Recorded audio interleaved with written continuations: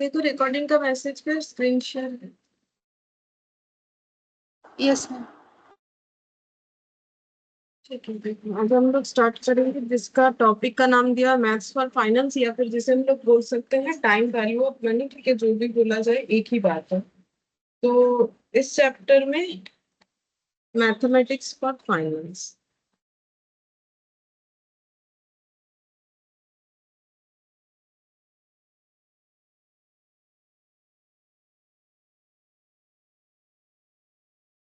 तो यहाँ पर हमें क्या पढ़ना है, यहाँ पर हमें बेसिकली ये पढ़ना है कि इंटरेस्ट के बारे में पढ़ना है। अब इंटरेस्ट क्या होता है? इंटरेस्ट का मतलब हो गया कि हर एक इंसान जो है अपने हिसाब से एक अर्निंग करता है। ठीक है, तो अर्निंग जो होता है उससे उसका डेली का खर्चा निकलता है। हर एक पर्सन का, चाहे वो गरीब हो, अमीर हो, मिडिल क्लास हो, उसका डेली का खर्चा क्या होता है? जो है फूडिंग का खर्चा, ठीक है, रहने का खर्चा, ठीक है, और कपड़ा। ठीक है, ये मेन तीन खर्चा होता है। इसके अलावा भी तो इंसान का कुछ ना कुछ खर्चा हो सकता है, एक्स्ट्रा खर्चा हो सकता है ना। जैसे कोई गाड़ी खरीदना है, कोई घर खरीदना है किसी को, तो एक्स्ट्रा खर्चा हो सकता है। तो नॉर्मल जो खर्चा, ये देखो, ये रोज जो अर्निंग होता है उससे हम लोग अपना हाउसिंग, फूड और क्लोथिंग, एडुकेशन, एंटरटेनमेंट, ये नॉर्मल जो भी हमें चाहिए होता है। ठीक है, ये सब तो हम लोग जो है बेयर कर ही लेते हैं, जो अपने अपने अर्निंग के हिसाब से लोग करते हैं। लेकिन अगर कोई एक्स्ट्रा खर्चा किसी भी इंसान का आ जाए, तो वो खर्चा वो कैसे करेगा? जैसे कि किसी का शादी आ गया घर पे, ठीक है, फैमिली में, किसी को घर खरीदना है, ठीक है, किसी को अपना बिजनेस एस्टेब्लिश करना है, किसी को गाड़ी खरीदना है, तो फिर उसे पैसे का, एक्स्ट्रा पैसे का जरूरत होगा। तो अर्निंग से अगर किसी, अब एक्स्ट्रा पैसा कहाँ से आता है? अगर किसी का अर्निंग अच्छा है तो वो housing, food, clothing, education, entertainment पे खर्चा करने के बाद भी पैसा बचा लेता है। ठीक है, तो फिर सेविंग से अपना जो एक्स्ट्रा नीड है वो पूरा कर सकता है, कि भाई मेरे पास इतना सेविंग्स है कि हम एक घर खरीद सकते हैं, हम एक गाड़ी ले सकते हैं। लेकिन अगर मेरे पास एक्स्ट्रा सेविंग्स नहीं है, जरूरी तो नहीं है कि सभी के पास एक्स्ट्रा सेविंग्स हो, तब वो ये सारी चीजों का जो नीड है वो कैसे फुलफिल करेगा? तो फिर वो पैसा उधार लेगा। ठीक है, मनी बोरो करेगा। तो मनी बोरो कहाँ से होता है, उधार कहाँ से मिलता है? तो एक तो बैंक से मिल जाता है, रिलेटिव से मिल जाता है, फ्रेंड से मिल जाता है। तो इस तरीके से हम लोग क्या कर सकते हैं, पैसा उधार ले सकते हैं, जिसको बोलते हैं लोन या फिर पैसा बोरो करना। लेकिन जब भी कोई पैसा बोरो करता है या लोन लेता है, जो भी बोले, तो बोरो करने वाले को, जो जिसने पैसा दिया है, उसको इंटरेस्ट देना पड़ता है। ठीक है, इंटरेस्ट का मतलब हो गया एक्स्ट्रा पैसा देना पड़ता है। तो इंटरेस्ट जो है, इंटरेस्ट पेबल भी होगा, रिसीवेबल भी होगा। ठीक है, मतलब एक पार्टी के लिए पेबल होगा, एक पार्टी के लिए रिसीवेबल होगा। एक पार्टी के लिए रिसीवेबल होगा, रिसीवेबल और रिसिप्ट, और एक पार्टी के लिए हो जाएगा पेड और पेबल। ठीक है, मतलब अगर बैंक का ही एग्जाम्पल ले, अगर हम लोग बैंक का एग्जाम्पल ले, ठीक है, ये एक बैंक हो गया, मान लो एसबीआई है।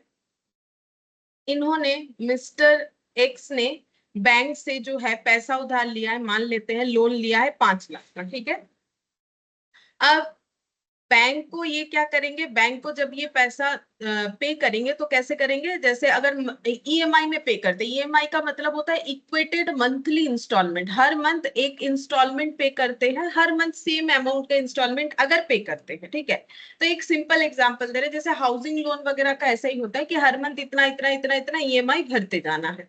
तो बैंक जो पैसा लेता है उसमें बैंक क्या करता है, इंटरेस्ट चार्ज करता है। ठीक है, एक्स्ट्रा पैसा लेता है। जैसे 5 लाख लिया, अब मान लो 5 लाख का लोन, हम थोड़ा सिंप्लीफाई करने के लिए बोल रहे हैं कि 5 लाख का लोन अगर हम लोगों ने ले रखा है फॉर एग्जाम्पल 5 ईयर्स के लिए, ठीक है, तो पर ईयर लोन का वैल्यू 1 लाख हो गया। तो 1 लाख डिवाइडेड बाई 12 करने से हमें ये पता चल जाएगा कि हमें मंथली कितना पे करना है। अगर हमें मंथली ये अमाउंट पे करना है तो हम उसका कैलकुलेशन करके बता रहे हैं जस्ट समझने के लिए। तो 1 लाख डिवाइडेड बाई अगर हम लोग 12 करेंगे तो ये आ जाता है कुछ 83, जो भी एब्सर्ड डेटा आ गया, कोई बात नहीं। तो यहाँ पर देखो हम लोग का कितना आ जाएगा, ये 12 मंथ से डिवाइड करने से 8333। ठीक है, तो इसका मतलब ये हो गया कि बैंक से हमारा मतलब लोन का एक टर्म होता है, कितने दिन का लोन है। तो 5 साल का लोन है, तो 5 साल का लोन है तो हर साल 1 लाख रुपए करके देना पड़ेगा, लेकिन 1 लाख हम लोग ईयरली नहीं दे रहे, मंथली दे रहे, तो 8333 करके आ रहा है। लेकिन बैंक हमसे 833 नहीं लेगा, इसमें और भी कुछ अमाउंट जोड़ देगा। ठीक है, बैंक बोलेगा कि नहीं आपको मंथली 9000 करके पर मंथ देना है, तो बैंक ने जो एक्स्ट्रा चार्ज कर लिया, क्योंकि कैलकुलेशन के अकॉर्डिंग तो होना चाहिए 8333। ठीक है, क्योंकि 5 लाख का लोन अगर 5 साल के लिया है तो हर साल का लोन का अमाउंट 1 लाख रुपए मुझे हर साल पे करना है बैंक को। अगर हम ये पैसा हर महीने पे करना चाहते तो 12 महीने में इतना पे करना है, बट बैंक वाला मुझे बोलेगा कि नहीं इतने से हमारा नहीं चलेगा। बैंक बोलेगा आपका ईएमआई पड़ रहा है 9000, मतलब बैंक ने कितना इंटरेस्ट यहाँ पर इंक्लूड कर दिया, 667। ठीक है, ऐसे बोल सकते हैं। ये अमाउंट क्या होगी, जो एक्स्ट्रा अमाउंट हर मंथ लेगा बैंक हम लोगों से, वो इंटरेस्ट हो जाएगा। तो एक्चुअली 5 लाख पे बैंक ने फिर टोटल कितना इंटरेस्ट कमा लिया, देखो 666 करके हर मंथ, तो फिर 12 मंथ्स में कितना हो जाएगा, ये 8000 देख लेते हैं, 666 इंटू 12 करके देख लेते हैं।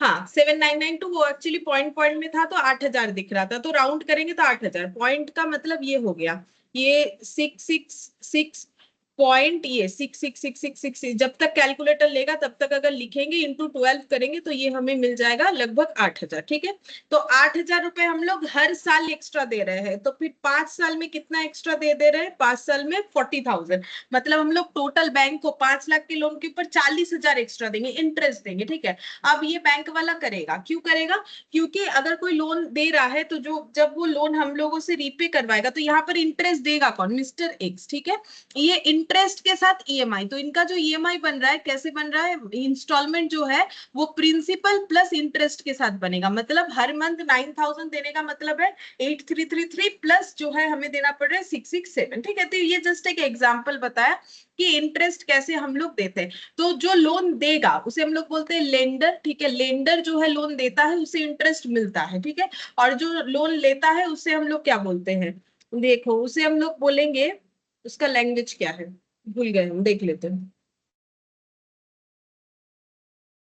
नॉर्मली इसे लेंडर बोला जाता है, जो लेते हैं उन्हें हम लोग क्या बोलेंगे, बोरोवर बोल सकते हैं। ठीक है, इसे हम लोग बोल सकते हैं बोरोवर, जिसने बोरो किया है। ठीक है, तो इंटरेस्ट इसीलिए पेबल या रिसीवेबल और पेड या सॉरी पेड या फिर जो है रिसिप्ट या फिर रिसीवेबल और पेबल हो सकता है। जैसे बैंक के लिए हमेशा इंटरेस्ट रिसीवेबल या रिसिप्ट होगा, मतलब इंटरेस्ट मिलने वाला है या मिल गया है, और मिस्टर एक्स के लिए हमेशा जो है इंटरेस्ट पेबल या पेड होगा, पे कर दिया है या फिर उन्हें पे करना पड़ेगा। ठीक है, अब ये एक्स्ट्रा पैसा क्यों लिया जाता है, उसका कुछ रीजन होता है, तो हम बता देते हैं उसका रीजन। मेन ये जो है, हमें तो मैथ्स में ये सब पूछेगा नहीं, कुछ theoretical, but just for concept.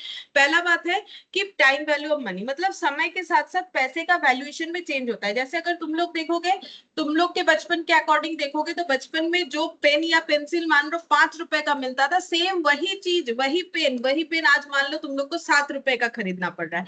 तो पेन वही है, फिर भी हम लोग 5 की जगह 7 क्यों दे रहे हैं, क्योंकि समय के साथ साथ पैसे का वैल्यूएशन में चेंज हो जाता है, नॉर्मली वैल्यूएशन कम हो जाता है। ठीक है, तो अगर हम लोग एक्चुअली क्या है ना, हम लोग ज्यादा नहीं दे रहे, हम लोग बोलते हैं ना, देखो हम लोग 5 रुपए के पेन पे 7 रुपए दे रहे हैं, तो हम लोग दुकानदार को क्या 2 रुपए ज्यादा दे रहे हैं, नहीं नहीं नहीं, 2 रुपए ज्यादा नहीं दे रहे हैं, क्योंकि जो पैसा हम लोग कल रिसीव करते थे 5 रुपए में जो मिलता था, ठीक है, अभी 7 रुपए में वो चीज मिल रहा है। तो मतलब सम ऑफ मनी जो फ्यूचर में रिसीव होने वाला है ना, उसका वैल्यू धीरे धीरे कम हो जाता है। कि ये देखो, प्रेजेंट और का money received after some time will be less than a money received today, मतलब क्या हो गया कि अगर 5 लाख इसने लिया, ये 5 साल में देगा, तो ये देखो 5 साल में अगर 1-1 लाख करके देगा, ठीक है, मान लेते हैं अगर ईयरली होता तो 5 साल में अगर 1-1 लाख करके देता, तो पहले साल 1 लाख रुपए मिलने का मतलब 2 साल बाद 1 लाख रुपए मिलने का मतलब बराबर नहीं होता है। ठीक है, क्योंकि जितना टाइम जाएगा उस पैसे का परचेसिंग पावर कम हो जाएगा। जैसे आज मुझे कोई 10,000 दे रहा है,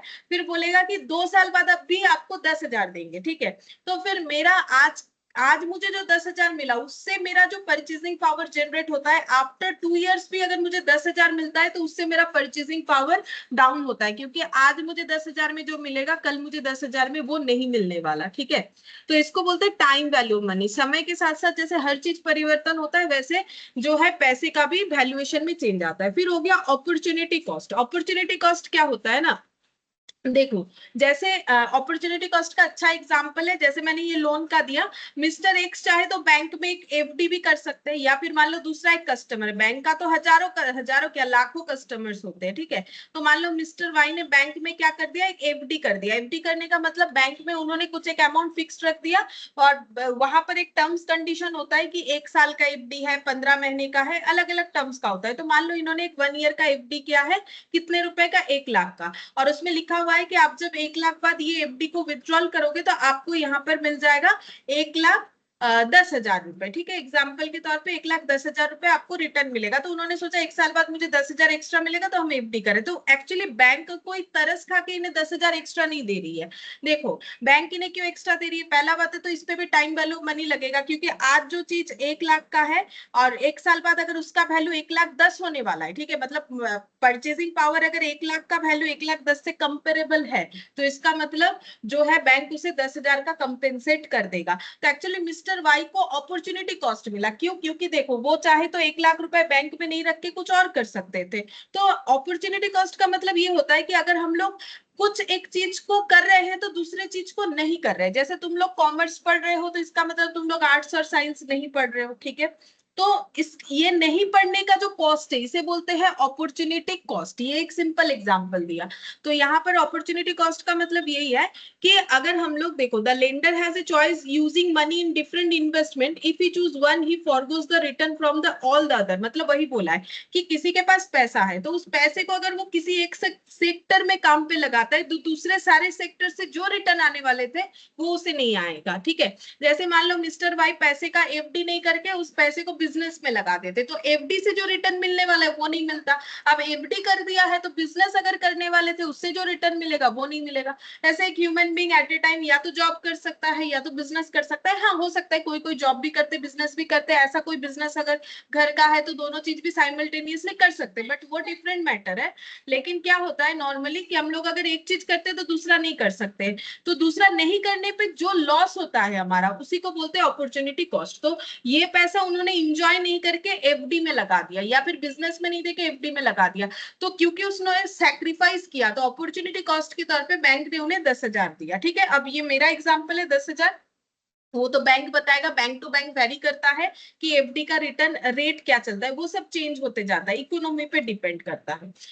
इन्फ्लेशन की वजह से तो देखो पैसे का वैल्यू में चेंजेस हो जाएगा। इन्फ्लेशन का मतलब वही हो गया कि आज हम लोग जो चीज खरीद रहे हैं जितना पैसा देके, कल हमें उससे ज्यादा, मतलब पैसे का परचेजिंग पावर, ठीक है, परचेजिंग पावर ऑफ मनी, उसे हम लोग बोलते हैं इन्फ्लेशन। जैसे आज जो चीज मुझे 10,000 रुपए में मिल रहा है, कल वही चीज शायद मुझे 10,500 रुपए में खरीदना पड़े, तो परचेजिंग पावर के ऊपर, यानी परचेजिंग पावर कम हो जाता है पैसे का, नॉर्मली देखा जाता है हमारे देश में तो एटलीस्ट यही है। तो इन्फ्लेशन की वजह से तो उस पे भी बैंक हमें कंपेंसेट कर देगा, ठीक है। या फिर हम लोग किसी से पैसा उधार लिए हैं 1 साल बाद देंगे, तो वो बोलेगा भाई एक मैंने तुम्हें आज 1 लाख दिया, 1 साल बाद तुम मुझे 1 लाख ही दोगे, मेरा तो लॉस है, क्योंकि 1 साल बाद 1 लाख रुपए का वैल्यू 1 लाख नहीं रहेगा। क्यों नहीं रहेगा? Because of time value money, because of opportunity cost, because of inflation. अब लिक्विडिटी प्रेफरेंस का मतलब क्या है? यहाँ पर बोला है people prefer to have the resources available in a form that can be immediately be converted into cash rather than a form that takes time और मनी टू रियलाइज, ठीक है। तो ये चीज जो बोल रहा है कि लिक्विडिटी प्रेफरेंस का मतलब ये हो जाता है कि इंटरेस्ट जो है वो पैसे के फॉर्म में दिया जाता है ना, किसी को कोई इंटरेस्ट दे रहे हैं या हमें इंटरेस्ट मिल रहा है, डिपेंड करते हैं कि हम लोग बोरोवर है या हम लोगों ने किसी से पैसा बोरो किया है, तो वो पैसे के फॉर्म में दिया जाता है। क्योंकि पीपल, जो लोग हैं वो हमेशा क्या प्रेफर करते हैं कि उनका रिसोर्स जो अवेलेबल है वो हमेशा इमीडिएटली कैश में कन्वर्ट हो पाए, ठीक है, rather than a form that takes time. जैसे अगर इंटरेस्ट जो दिया जा रहा है एक्स्ट्रा अमाउंट, वो अगर पैसे के फॉर्म में नहीं देके कुछ और फॉर्म में मिलता तो कुछ और फॉर्म से पैसा मिलना बहुत मुश्किल हो जाता है, ठीक है। तो पैसे को बहुत अच्छे से हम लोग इजीली यूटिलाइज कर सकते हैं, तो लिक्विडिटी प्रेफरेंस हमें मिलता है अगर हम लोग इंटरेस्ट का यूज करते हैं। जैसे अगर कोई बोला ठीक है 1,10,000 हो रहा है, आप 10,000 का एक फर्नीचर दे दीजिएगा जब आप पैसा मतलब मुझे रिटर्न करिएगा। बैंक ने बोल दिया ठीक है, मुझे ना एक काम करो, हर मंथ जो है मुझे ये इतने रुपए का इंटरेस्ट नहीं देके कुछ इतने रुपए का काइंड में चीज दे दो, लेकिन काइंड में कोई लेना नहीं चाहता है क्योंकि लिक्विडिटी प्रेफरेंस उससे हैम्पर होता है। लिक्विडिटी प्रेफरेंस का मतलब हो गया कि हमें जो है पैसे के फॉर्म में अगर चीज मिले तो हम लोग उसका यूटिलाइजेशन बहुत अच्छे तरीके से कर सकते हैं। फिर रिस्क फैक्टर, तो रिस्क, क्योंकि देखो पैसा उधार देना बैंक के लिए भी रिस्क है, ऐसा नहीं है कि बैंक के लिए रिस्क नहीं है। बाकी बैंक क्या करता है, जैसे मान लो हाउस लोन किसी का फेलियर हो गया, होम लोन, ठीक है, तो बैंक क्या करेगा, बैंक के पास एक्चुअली वो घर मॉर्गेज हो जाता है, बैंक उस घर को मॉर्गेज रख देता है, बदले में लोन दे देता है। एक्चुअली जो ट्रांजैक्शन होता है ना, तो उसमें क्या होता है कि बैंक बैंक वाला जो है, जिसने अपना घर बेचा उसके साथ ट्रांजैक्शन कर लेता है, उसका पैसा दे देता है और वो घर बैंक का हो जाता है। और जब तक जिसने वो घर खरीदा, जब तक वो ईएमआई पूरा खत्म नहीं कर लेगा लोन का, तब तक उसे उसके हाथ में वो घर हैंड ओवर नहीं होता है बेसिकली, ठीक है, नाम उसका रहता है। लेकिन अगर वो फेलियर हो गया तो बैंक उस घर को जो है अपने अधिकार में ले लेगा और फिर उसको बेच के उससे पैसा रिकवर कर लेगा। तो बैंक के पास ऑप्शन होता है अपना पैसा रिकवर करने का।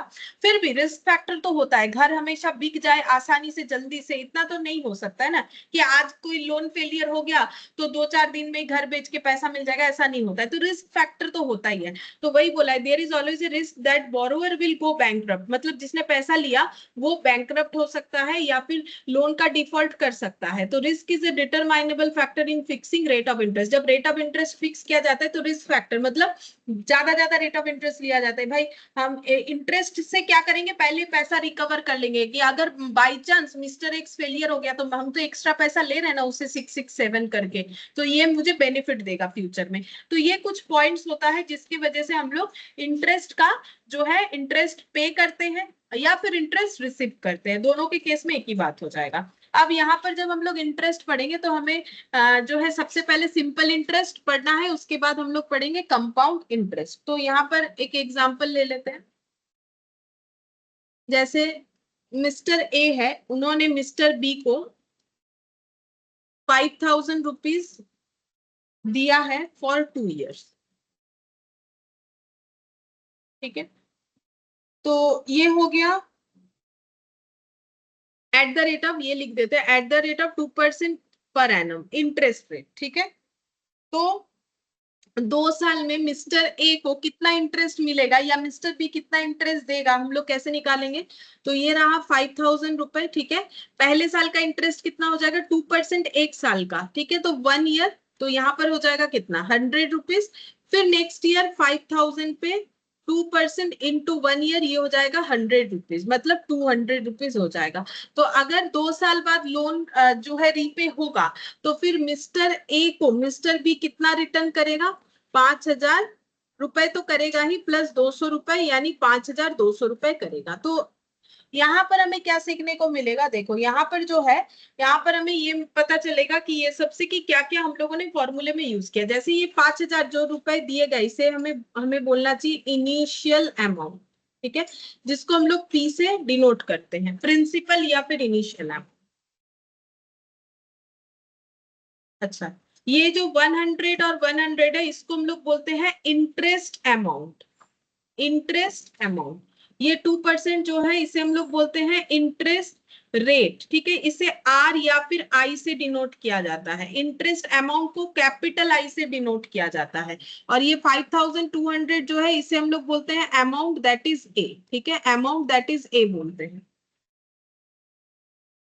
अच्छा, अब इसमें क्या होता है, सिंपल इंटरेस्ट का जो मेन फीचर्स है, that is interest is same for every year, ठीक है, हर साल इंटरेस्ट का अमाउंट सेम होगा। अब ईयरली हुआ तो ईयरली, ठीक है, और अगर मंथली जैसे बोलेगा वैसे, जैसे इंटरेस्ट पे होगा, चाहे वो ईयरली हो चाहे वो हाफ ईयरली हो, जैसे भी हो, इंटरेस्ट का अमाउंट हमेशा सेम होगा और इंटरेस्ट हमेशा प्रिंसिपल अमाउंट पे कैलकुलेट होगा, ठीक है।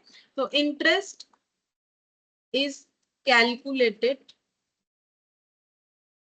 ऑन प्रिंसिपल अमाउंट, ये हमेशा प्रिंसिपल अमाउंट पे कैलकुलेट होगा। ये दो चीज हमें ध्यान में रखना है, ठीक है। तो यहाँ पर हम लोगों का फॉर्मूला क्या बन जाएगा, फिर फॉर्मूला हम लोग का कुछ इस तरीके से बन जाएगा, I equal to P into R percent into T, T मतलब टाइम होता है, तो इस 2 इयर्स को हम टी लिख देते हैं, टाइम, ठीक है। तो I equal to P R T, इससे हमें क्या मिलेगा, आई फॉर इंटरेस्ट अमाउंट होता है, इंटरेस्ट अमाउंट मिल जाएगा। एक तो ये फॉर्मूला, ठीक है। सेकंड हमें ये देखना है ए इक्वल टू पी प्लस आई, वो इस एग्जाम्पल से ही दिख रहा है। ए का मतलब अमाउंट, हमें कितना अमाउंट मिल रहा है या हमें पे करना है। अगर हम लोग बोरोवर है तो पे करना है, हम लोगों ने किसी को पैसा उधार दिया, हम लोग लेंडर है, तो हमें मिलेगा, क्या मिलेगा, जो पैसा दिया था उधार पे वो प्लस इंटरेस्ट अमाउंट, ठीक है। तो A for amount, P for principal और आई फॉर इंटरेस्ट। इंटरेस्ट कैसे निकलेगा, P R percent into T करके। तो क्या यहाँ पर भी हमारा 200 डायरेक्टली निकल जाएगा, बिल्कुल इंटू टू करके देख लो, तो यहाँ पर हम लोग का कितना आ जाएगा, 200 रुपए आ जाएगा, ठीक है। अच्छा, अब यहाँ पर ये हो गया। नेक्स्ट हम लोग लिखेंगे, और क्या फॉर्मूले में लिख सकते हैं। अब ये तो घुमा फिरा के यूज कर सकते हैं, मेन यही फॉर्मूला है, ठीक है। और अगर कभी हमें आर निकालने बोले, आर का परसेंटेज, तो इसमें क्या हो जाएगा, R percentage equal to I divided by P T, ठीक है। ये हो जाएगा आई डिवाइडेड बाई पीटी, ऐसे हो जाएगा, ठीक है। तो ये हम लोग आराम से निकाल ही सकते हैं इसका इधर उधर करके, या फिर और एक फॉर्मूले से भी हो जाता है, आई बाई पी इंटू 100 करके भी हो जाता है, ऐसे भी हो जाएगा। इसका तो ट्रांसफॉर्मेशन कर ही लेंगे, और एक तरीके से भी हो जाएगा, आई बाई पी इंटू 100, मतलब कितना इंटरेस्ट रेट है, कैसे पता चलेगा, 200 रुपए का इंटरेस्ट है, ठीक है। आउट ऑफ कितने अमाउंट ऑफ लोन में, अगर 5,000 का लोन लेंगे तो 200 रुपए का इंटरेस्ट है, तो इंटरेस्ट रेट कितना है, तो ऐसे करके हम लोग कैलकुलेट कर सकते हैं। दो दो जीरो हट गया यहाँ से, ये हो गया मेरा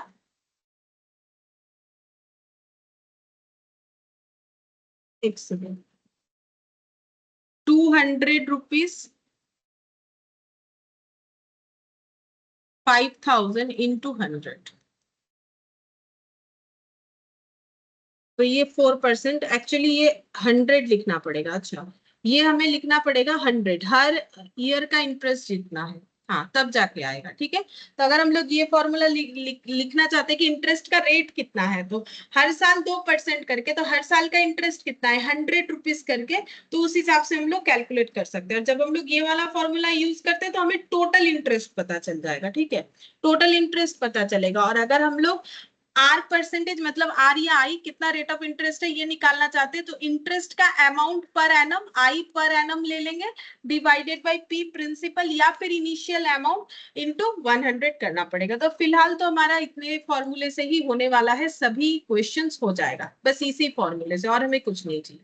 जैसे कि सबसे पहले ये बोला है, how much interest will be earn on 2000 at 6% simple interest for 2 years। तो सबसे पहले हमें क्वेश्चन में ये आइडेंटिफाई करने आना चाहिए कौन सा हमारा आई है, पी है, आर है, टी है, ठीक है। तो सबसे पहले बोला है कितना इंटरेस्ट हम लोग अर्न कर सकते हैं, मतलब क्वेश्चन में हमें आई पूछ रखा है, इंटरेस्ट का अमाउंट ऑन 2000 रुपए पे कितना, तो 2000 रुपए हमारा प्रिंसिपल हो जाएगा, 6% सिंपल इंटरेस्ट, तो 6% हम लोग का आर परसेंटेज हो गया फॉर 2 years, यानी हम लोग का टी हो गया। हमें आई पूछा है तो कौन सा फॉर्मूला लगाना चाहिए, तो एग्जाम्पल 1, तो इसमें हम लोग लगाएंगे ये वाला formula, I equal to P into R percentage into T, जैसा क्वेश्चन पूछेगा उस हिसाब से हमें चलना पड़ेगा। तो 2,000 रुपए है, 6% इंटरेस्ट रेट है, और 2 साल के लिए, तो इंटरेस्ट कितना हो जाएगा, 2000 इंटू 6% इंटू 240, ठीक है। मतलब सिंपल सा बात है, अगर ड्रॉ करें, 2,000 रुपए जो है, 2,000 रुपए जो है इंटरेस्ट, 2,000 रुपए बोरो लेंड किए गए, लेंडर है, ठीक है, ये लेंडर है, क्योंकि बोला how much interest will be earn, कितना इंटरेस्ट मिल सकता है। अगर हम लोग 2,000 रुपए जो है 6% सिंपल इंटरेस्ट के लिए 2 साल के लिए रखते हैं, तो बैंक भी सोच सकते हो कि हम लोगों ने बैंक में 2,000 रुपए रखा 2 साल के लिए, ठीक है। बैंक हमें कितना इंटरेस्ट रेट देगा, 6% करके, तो 2 साल बाद कितना इंटरेस्ट अर्न होगा ये हमें पूछा है, कितना इंटरेस्ट मिलेगा। तो पहले साल 2,000 रुपए के ऊपर 6% करके कितना इंटरेस्ट मिलेगा, 120, फिर नेक्स्ट ईयर भी कितना मिलेगा, 2,000 के ऊपर 6% इंटू 1 करके 120, तो टोटल इंटरेस्ट हो जाएगा 240, ये पूछा था। तो ये सिंपल हमारे फॉर्मूले से भी निकल जाएगा, बाकी ये भी मैंने एक बार बता दिया।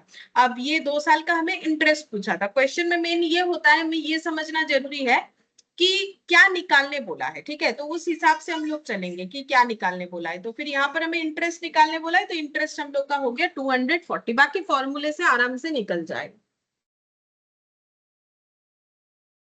अच्छा, अब नेक्स्ट देखते हैं यहाँ पर,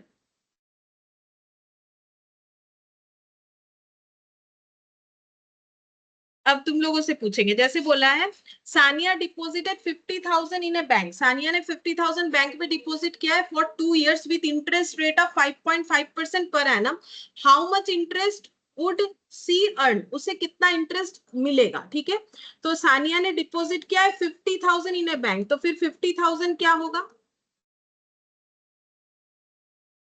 पी प्रिंसिपल अमाउंट। अच्छा, बैंक में 2 साल के लिए, तो 2 क्या हो जाएगा? N T. ठीक है, टी यूज कर रहे हैं, एन कंपाउंड में यूज होता है, नहीं तो कंफ्यूज हो जाओगे क्योंकि वहां पर एन का मतलब अलग हो जाता है। With the interest rate of 5.5% per annum, तो 5.5% पर एनम मतलब कितना हो जाएगा? इसको हम लोग क्या बोलेंगे? आई आई या फिर आर। ठीक है, तो हम इसको आर इसीलिए यूज कर रहे हैं क्योंकि एक कैपिटल आई भी है, तो इसीलिए उसमें कंफ्यूजन होगा, तो हम इसीलिए आर ज्यादा बोलेंगे। ठीक है, तुम लोग आई यूज कर सकते हो, उसमें कोई प्रॉब्लम नहीं है।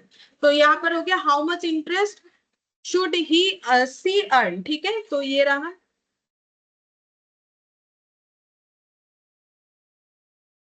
50,000 जो है डिपॉजिट किया है बैंक में 2 साल के लिए। ठीक है, और इंटरेस्ट रेट कितना मिल रहा है? 5.5%।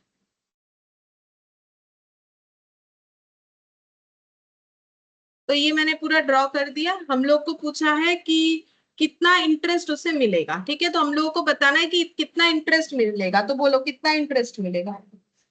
नहीं, हाउ मच क्या बोला है?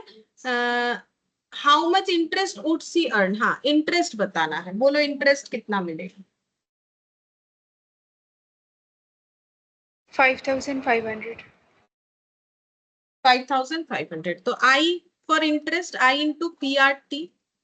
ठीक है, आर हमेशा परसेंटेज में होता है, पी का मतलब 50,000, हम लोगों ने 50,000 मतलब सानिया ने 50,000 डिपॉजिट किया है 5.5% पर एनम इंटरेस्ट रेट पे, टी 2 years हो जाएगा। ठीक है, तो 1 साल का 5.5% का इंटरेस्ट, तो फिर जो है हम लोगों का 2 साल का कितना हो जाएगा? तो ये हो गया 5,500, इतना इंटरेस्ट जो है मिलेगा। Example 2, sorry 3। ठीक है, 3 लिख देंगे। यहाँ पर बोला है कि अच्छा, in example 2 what will be the final value of investment. ठीक है, तो यहाँ पर एग्जाम्पल 3 जो है ये चीज पूछ रहा है, what is the final value of investment. Sania ने ये पैसा इन्वेस्ट किया था बैंक में कि मुझे इतना इंटरेस्ट मिल जाए, तो फाइनल वैल्यू ऑफ इन्वेस्टमेंट कितना हुआ, मतलब फाइनली इन्वेस्ट करके उसे टोटल कितना पैसा मिला।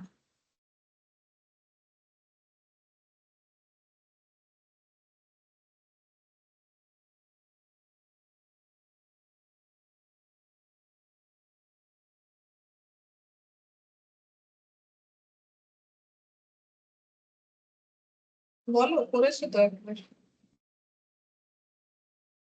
এখনো প্র্যাকটিস করছো না? আরেকবার বলুন बोलो ম্যাম। फाइनल क्वेश्चन जो दिया हुआ है वही।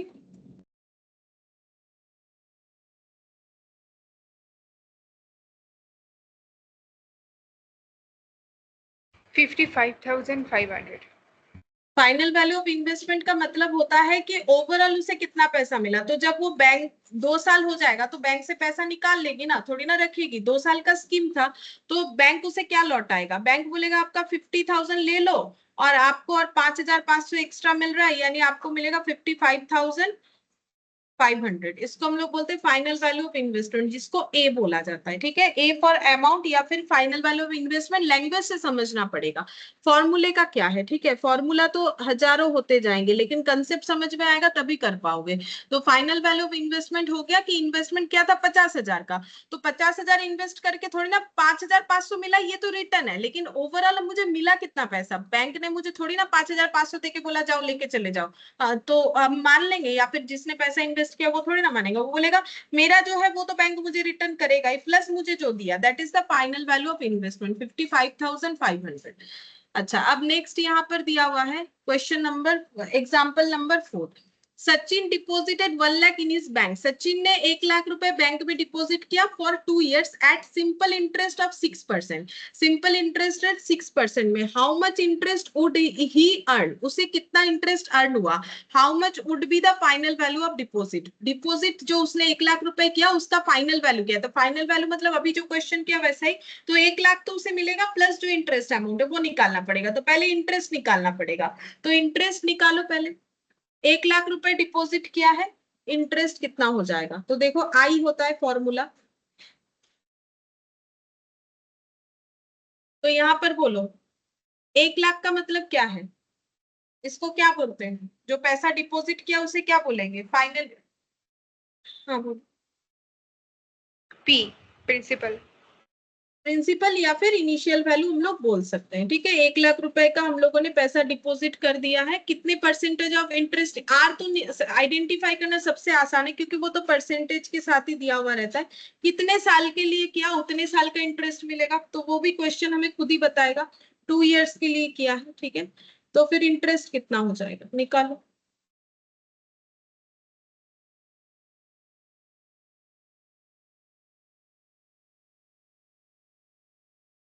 फाइनल वैल्यू बोलो कितना होगा, final value of investment.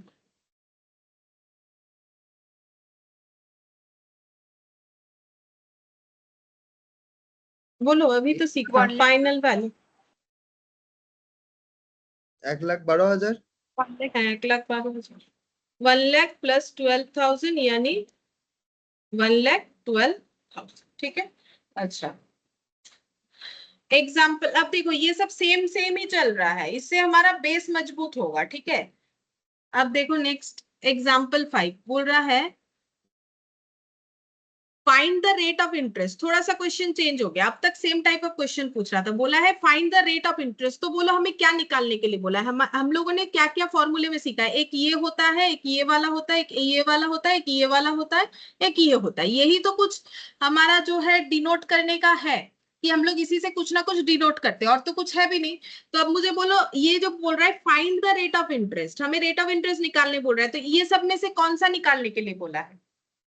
A. Interest ए से डिनोट थोड़ी ना, हाँ, rate sorry, of I. Interest. I का मतलब होता है अमाउंट ऑफ इंटरेस्ट। अभी तो R लिखा हो. है, R. अभी समझाया, अभी थोड़ी देर पहले ये चीज मैंने बोला कि देखो हम उसको आई नहीं बोल के आर बोलते हैं, इसीलिए क्योंकि कंफ्यूजन ना हो। क्योंकि अब तुम लोग स्मॉल आई बोल रहे हो, कैपिटल आई बोल रहे हो, वो तो मुझे नहीं समझ में आएगा, और हम भी बोलेंगे तो तुम लोग को नहीं समझ में आएगा ना। अब बार बार हम लोग कैपिटल आई स्मॉल आई बोलेंगे तो उसमें टाइम भी जाता है, कंफ्यूजन भी होता है, हो सकता है कि बोलते बोलते गलत बोल दिया। ठीक है, इसीलिए ये देखो यहाँ पर ये हो गया, यहाँ पर लिख लो इंटरेस्ट अमाउंट। इंटरेस्ट का अमाउंट और रेट में फर्क होता है। रेट मतलब ये रहा 6%, अमाउंट का मतलब 240, ये होता है इंटरेस्ट का अमाउंट। पी का मतलब होता है प्रिंसिपल वैल्यू, जो पैसा किसी को दिया गया या फिर किसी से लिया गया या डिपॉजिट किया गया। आर परसेंट का मतलब होता है रेट ऑफ इंटरेस्ट। अब इसे कभी कभी नहीं, इसे हम लोग चाहे तो स्मॉल आई से भी डिनोट कर सकते हैं, बट बोलते वक्त प्रॉब्लम होगा। क्या हम लोग बार बार बोलेंगे कैपिटल स्मॉल, तो देन अवॉइड इट ना, आई मत बोल के आर बोलो तो फिर समझ में आ जाता है। अब यहाँ पर हो गया टाइम, ये टी फॉर टाइम, ये तो आसानी से याद रहेगा। और ए का मतलब होता है फाइनल अमाउंट, या फिर जिसे हम लोग बोलते हैं एक्यूमुलेटेड अमाउंट। ये ऑलरेडी मैंने ऊपर बोला था, ये देखो एक्यूमुलेटेड अमाउंट। एक्यूमुलेटेड का मतलब होता है सारी चीजों को जोड़ जाड़ के। ठीक है, तो फिर मैंने अगर किसी को पैसा उधार दिया तो वो पैसा तो मुझे मिलना चाहिए, प्लस मुझे जो एक्स्ट्रा मिलेगा, क्योंकि मैंने इंटरेस्ट के लिए तो उसे पैसा दिया था। ठीक है, तो उसे एक्यूमुलेटेड अमाउंट बोलते हैं, और इस तरीके से डिनोट किया जाता है। मैंने एक बार फिर से बता दिया। अब तुम लोग मुझे ये बताओ कि रेट ऑफ इंटरेस्ट का मतलब हमें क्या निकालने के लिए बोला है, फिर से पूछ रहे हैं, बोलो। ये जो आर है, आर निकालने के लिए बोल रहा है। हाँ, if the amount owed after 6 months is 1050, इसका मतलब ये 6 months का मतलब क्या है और ये 1050 का मतलब क्या है। बोल रहा है इफ, अगर द अमाउंट ओड, टाइम है 6 months का मतलब टाइम है। ठीक है, और 1050, ये ए है। ए। हाँ सही बात, ये 1050 हम लोग का ए है कि रेट ऑफ इंटरेस्ट क्या होगा। इफ द अमाउंट ओड, जो पैसा उधार लिया गया है वो 6 महीने बाद 1050 रुपए में मतलब ट्रांसफर हो जाएगा। बोरोड अमाउंट बीइंग 1000, जो अमाउंट बोरो किया गया है वो 1000 है इसका मतलब, तो 1000 का मतलब फिर 50 रुपीज मुझे मतलब मिला है। हाँ, तो 1000 क्या है बोलो, 50 रुपीज क्या है वो भी पूछ लेंगे। 1000 बोलो पहले क्या। कैपिटल मतलब पी। पी, प्रिंसिपल बोलते हैं, ठीक है, प्रिंसिपल। सब जो नाम है ना पी स्टार्टिंग, तो उसी से नाम है। तो 1000 रुपए उधार देके 6 महीने बाद 1050 हो गया है, मतलब 50 रुपीज इंटरेस्ट जो है देना पड़ेगा या मिलेगा। तो इसने जो है amount owed after 6 months is 1050 borrowed amount, तो इसको इंटरेस्ट देना पड़ेगा जिसका बात हो रहा है। कैसे पता चला, क्योंकि बोरो किया है उसने, किसी से 1000 रुपए लिया था, जो भी है ये पर्सन, उसको 1050 देना पड़ेगा 6 महीने बाद, ठीक है। तो इंटरेस्ट रेट कितना हुआ ये हमें पूछ रहा है, तो कैसे निकालोगे। तो पहले अगर इस चीज को हम यहाँ पर टाइमलाइन पे दिखाते हैं तो सिंपल इतना बोला है कि किसी ने 1000 रुपए, हाँ निकालो, तुम लोग निकाल के मुझे बोलो। 1000 रुपए उधार लिया था, 1050 रिटर्न करना पड़ रहा है, ये ए हो गया, ठीक है। तो इंटरेस्ट अमाउंट मुझे बोलो, जो बोल रहे थे 50 रुपए, ये वाला, ठीक है। ये कितने दिन में हुआ, 6 मंथ्स में। हमें बोला है निकालो आर, तो कैसे निकालोगे, कौन सा फॉर्मूले से निकल जाएगा, जिस फॉर्मूले में आर है उसी से निकल जाएगा। पहले मुझे बोलो कौन से फॉर्मूले से निकालोगे, यहाँ पर मैंने फॉर्मूला लिखवाया ना, बोलो कौन से फॉर्मूले से निकालोगे, 1 2 3, कौन से फॉर्मूले से निकालोगे।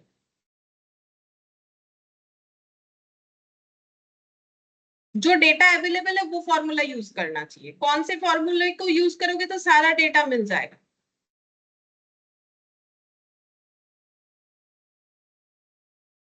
टू। टू,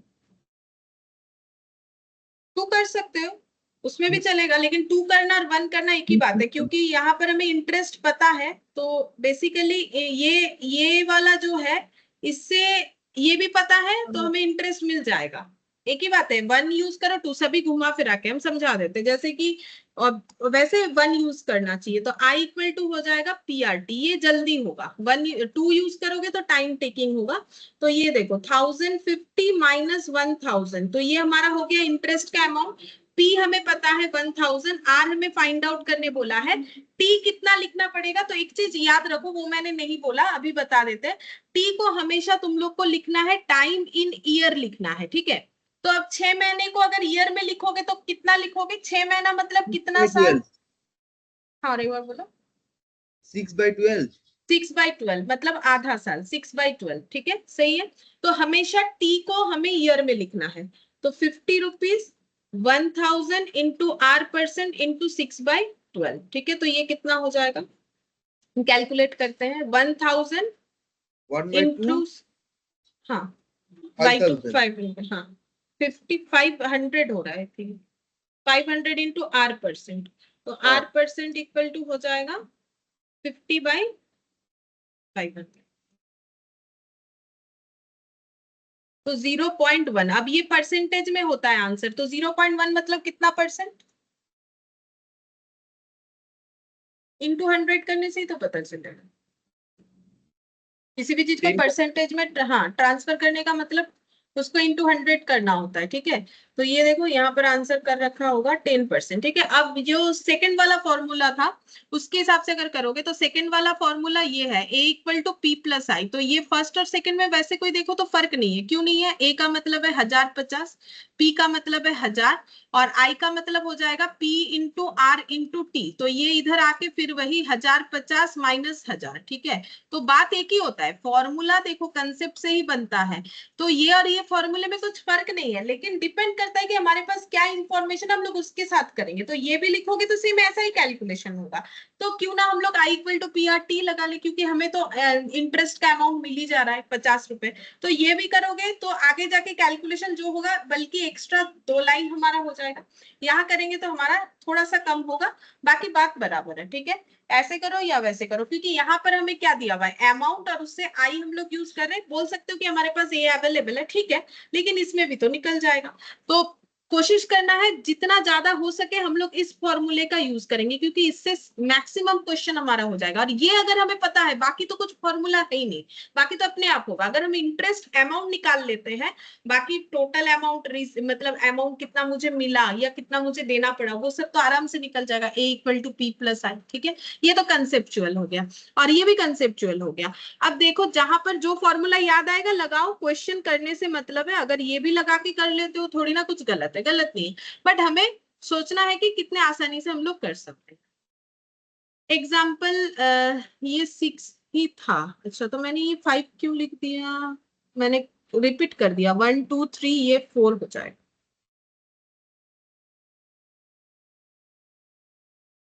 लेकिन ये मेरा अच्छा ये 10%, अच्छा ये 6th नंबर है, ठीक है। चलो फिर से हम सेम पूछेंगे तुम लोगों से। 6 नंबर का क्वेश्चन क्या बोला है, देखो बोल रहा है Rahul invested 70,000 in a bank, ठीक है। तो मुझे बोलो पहले 70,000 क्या बता रहा है, मतलब वही PRT ये सब बताना है। बोलो 70,000 क्या है। हाँ बोलो। Principal P। हाँ principal at the rate of 6.5%। अब ये 6.5% क्या है, R. Simple interest rate, he received 85,925 after the end of the term. Term खत्म होने के बाद उसे इतना पैसा मिलेगा, तो ये क्या है, ये है ए सही है। Find out the period for which, find out the period for which sum was invested by time Rahul. निकालने को बोल रहा है। Time P। निकालने के लिए बोला है, हाँ। राहुल ने कितने समय के लिए ये पैसा इन्वेस्ट किया था, ठीक है। तो हम लोग को जो भी डेटा दिया था उससे हम लोगों ने डिफाइन कर लिया कि ये हमें मिल गया, हमें टी निकालने के लिए बोला है, ठीक है। अब तुम लोग सोचो कि क्या कैसे करके निकालोगे, निकालो, ठीक है। हम यहाँ पर थोड़ा ड्रॉ कर देते हैं। तो राहुल ने देखो 70,000 बैंक में डिपॉजिट किया था, तो 70,000 हमारे लिए प्रिंसिपल है। और ये पैसा उसने डिपॉजिट किया था, उसे 6.5% इंटरेस्ट मिलेगा। एक साल मान लो यहाँ खत्म हो रहा है, तो 6.5% पर एनम इंटरेस्ट रेट के हिसाब से उसने ये पैसा जो है इन्वेस्ट किया था। अब उसको इन्वेस्टमेंट खत्म होने पे 85,925 मिला। मान लेते इन्वेस्टमेंट यहाँ खत्म हो गया और उसे मिला 85,925। तो हमें पूछा है कितने टाइम पीरियड के लिए ये पैसा इन्वेस्ट हुआ, ये टाइम पूछ रहा है कि अगर इतने दिन के बाद हुआ तो ये टाइम हमारा कितना है, ये पूछा है, ठीक है। तो लगाओ, लगा के फॉर्मूला या लगाए तो बोलो क्या आंसर आया।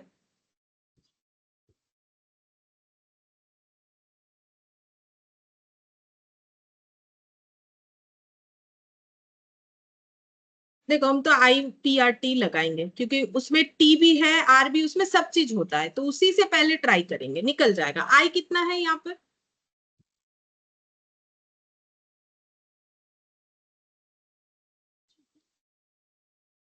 बोलो आई कितना है। अभी तो किया था प्रीवियस वाला क्वेश्चन, और इसमें फर्क ही क्या है, उसमें आर बोला था, इसमें टी बोला है। आई कितना है, इंटरेस्ट अमाउंट कितना है, 70,000 लगा के 85,925 मिला। 15,925. 85,925 माइनस 70,000 करना चाहिए, तो 15,925 हमें इंटरेस्ट मिला। और 70,000 इंटू 6.5% कितना होगा, 4550 इंटू टी। तो टी कितना हो जाएगा,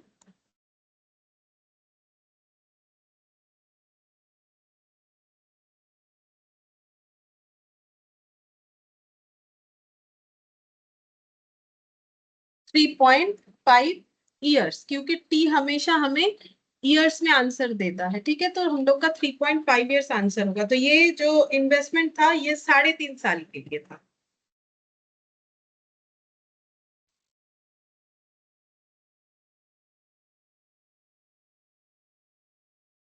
example 7, Kapil deposited sum amount in a bank for 7.5 year. तो 7.5 ईयर को किससे डिनोट करेंगे, eight the rate of 6% per annum simple interest. बोलो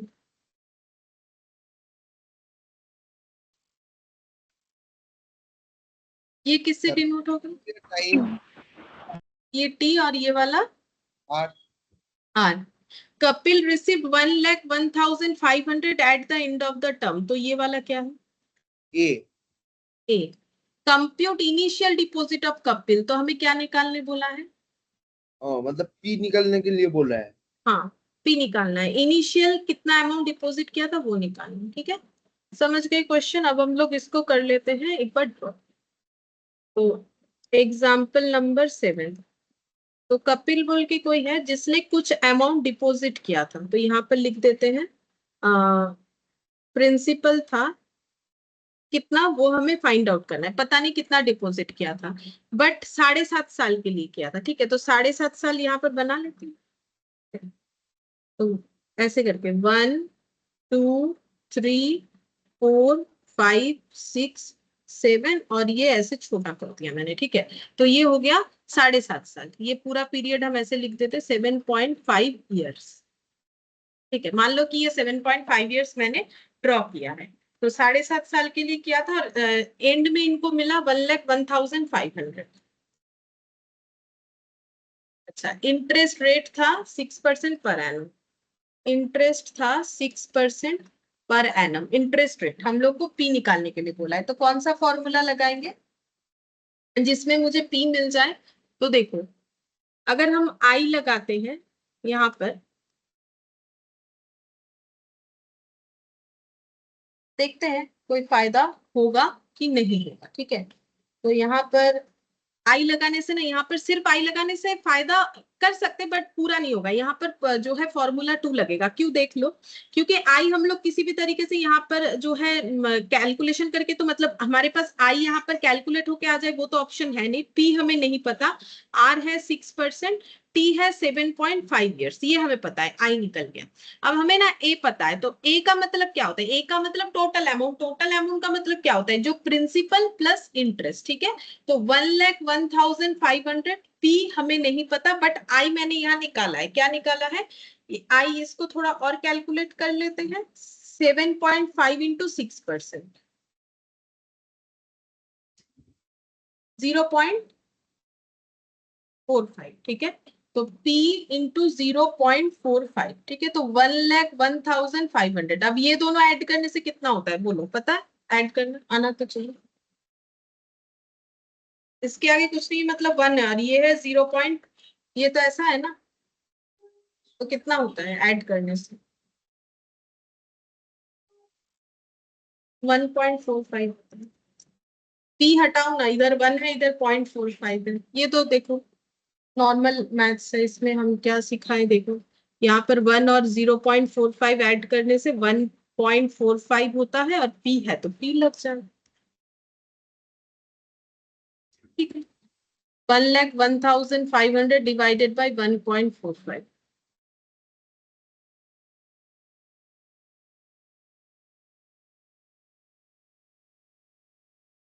70,000, तो प्रिंसिपल कैलकुलेट होके आ गया 70,000। तो हम लोगों ने एक्चुअली कपिल ने जो है 70,000 इन्वेस्ट किया था। तो ये फॉर्मूला ना काफी इंपॉर्टेंट है, ये हर क्वेश्चन में ये कहीं ना कहीं अप्लाई हो ही जा रहा है। बहुत कम क्वेश्चन होगा जहां पर I equal to P R T हमें जरूरत पड़ेगा नहीं, ठीक है। अगर ये अलग से नहीं भी करते तो ये आई निकालने के लिए यहाँ पर पूरा वो चीज लिखना पड़ता, अब ये अलग से लिख के करो या फिर यहीं पर लिख दो, एक ही बात है, ठीक है। मतलब इस आई के नीचे ही इस फॉर्मूले को चिपका दो, ये वाला, ठीक है, या फिर इसे अलग से लिख के करो, वो तो अपना मर्जी है, जैसा करना चाहो कर सकते हो। तो 70,000 रुपीज इन्होंने इनिशियल इन्वेस्ट किया था, ये हमें मिल गया, ठीक है। अब एग्जाम्पल 8, यहाँ पर क्या बोला है देखो, बोल रहा है कि ए sum of 46,875 was lent out, इतना पैसा उधार दिया गया है, तो इस पैसे को हम लोग क्या बोल के डिनोट करेंगे?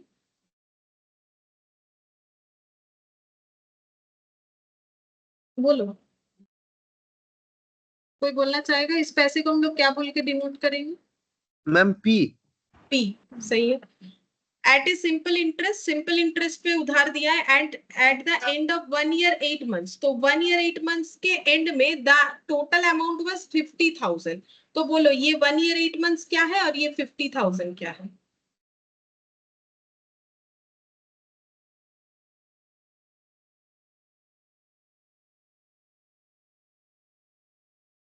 कोई 1 बोलेगा? year 8 months T, out of A. हाँ, ये पैसा 50,000 हो गया। Find the rate of interest percent per annum, तो ये क्या निकालने बोला है? आर निकाल के नहीं बोल रहा है। आर निकालने के लिए बोला है, ठीक है। तो करते हैं।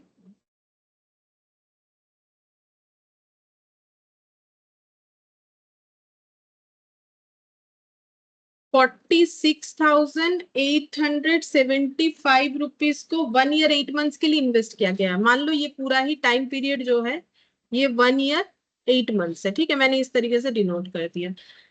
जो पैसा बन रहा है 50,000, ठीक है, ये क्वेश्चन में बोला था, और इंटरेस्ट रेट कितना था ये हमें फाइंड आउट करने बोला है, और बस इतना ही हमें दिया हुआ है, ठीक है। तो हम लोग कौन सा फॉर्मूला लगाए, तो देखो हमें आर निकालने बोला है, तो I equal to P R T में तो सभी होता है, तो हम इसी का पहले यूज करेंगे, ठीक है। अब अगर इससे नहीं होगा तो देन कुछ और सोचेंगे। तो यहाँ पर पी मुझे पता है के लिए बोला है, टी मुझे हमेशा ईयर में दिखाना है, तो 1 ईयर 8 मंथ्स मतलब कितना ईयर? 1 ईयर 1 साल 8 महीना मतलब कितना साल होता है? जैसे 6 महीना मतलब आधा साल होता है, तो वैसे ही इसको भी निकाल के बताओ।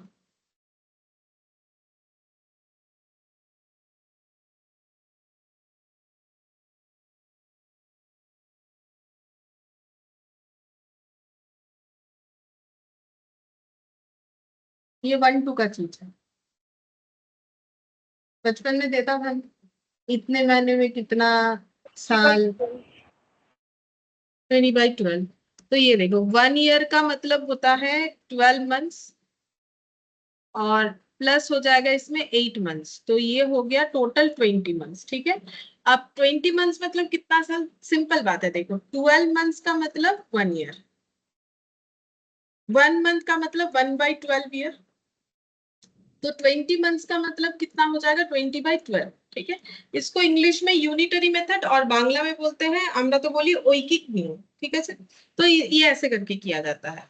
तो ये हो गया 20/12। तो हर एक केसेस में ऐसे करके हम लोग मंथ को ईयर में या किसी भी अलग तरीके से ट्रांसफर कर सकते हैं, जो भी दिया जाएगा, चाहे मंथ मंथ से ईयर हो या कुछ और हो। डेज से ईयर होगा तो उस केस में फिर 365 डेज 1 ईयर इस तरीके से निकालना पड़ेगा। अब बोलो इस क्वेश्चन में आई इंटरेस्ट का अमाउंट कितना है? 3,125। हाँ 3,125। ये हो गया 50,000 मिला, और दिया गया था डिपॉजिट इतना, तो जो डिफरेंस है वही हम लोग का इंटरेस्ट अमाउंट जो है 3,125, ठीक है। तो 4 ये मल्टीप्लाई कर लेते हैं कैलकुलेटर पे, 46,875 इंटू 20 डिवाइडेड बाई 12, तो ये हो जाएगा 78,125 into R percentage. Therefore R percentage equal to हो जाएगा 3,125,78,125।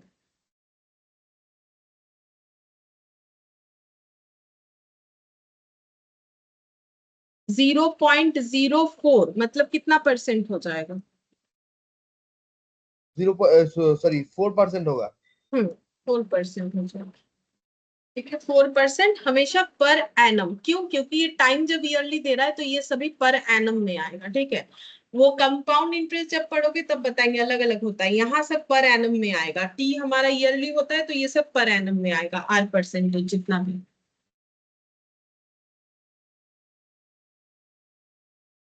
9th number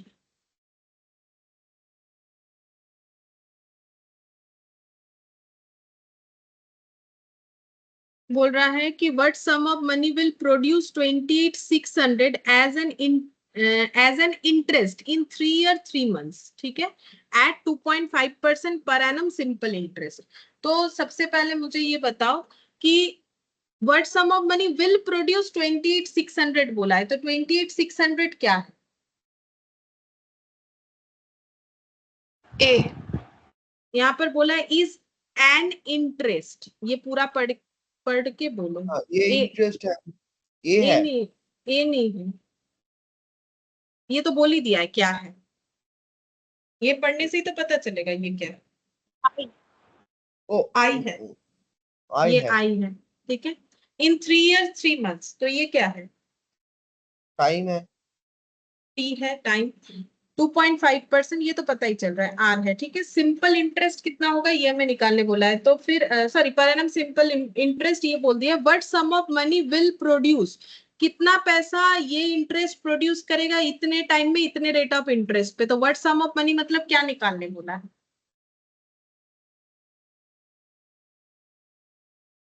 P. पी निकालने ठीक, के लिए बोल रहा है। हाँ पी निकालने के लिए बोला है, ठीक है।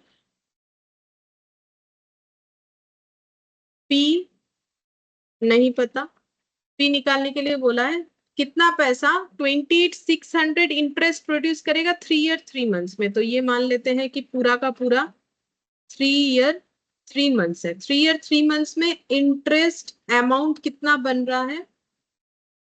28,600, ठीक है। रेट ऑफ इंटरेस्ट भी हमें बता रखा है क्वेश्चन में 2.5%, और जो आर है यानी इंटरेस्ट रेट है वो है 2.5%, ठीक है। हमें पी निकालने के लिए बोला है, तो कौन सा फॉर्मूला लगाएंगे हम? तो पहले वो I equal to P R T वाला ही लगाएंगे, ठीक है। तुम लोग भी उसी से कोशिश करो, उससे सारा चीज होता है, और अगर नहीं भी होगा कर भी लोगे तो वो कहीं ना कहीं काम आएगा। तो हम लोग को पी निकालना है, ठीक है। अच्छा, अब आई हमें पता है कितना है, 28,600 इंटरेस्ट अमाउंट, ये तो हम लोग का आई होता है। पी निकालना पड़ेगा, आर पता है 2.5%, टी पता है 3 ईयर 3 मंथ्स, अभी सिखाया, बोलो 3 ईयर 3 मंथ्स का मतलब कितना ईयर होगा, निकालो।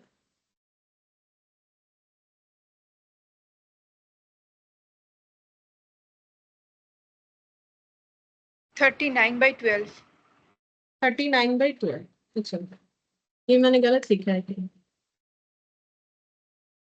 13 3 ओ 12 3 मल्टीप्लाई 3 ईयर्स मतलब 12 × 3, 36 मंथ्स, तो ये हो जाएगा 39 मंथ्स। तो 39 मंथ्स मतलब 39/12, सेम इस तरीके से होगा। 12 मंथ्स में 1 ईयर, तो ये हो जाएगा 39/12। तो यहाँ पर पी कितना आएगा चेक करते हैं, 39/12 इंटू 2.5%, ये आ जा रहा है कुछ इतना, ठीक है उतना ही लिख लेंगे जितना आ रहा है, 0.08125 into P. Therefore, P equal to 28,600, 0.08125.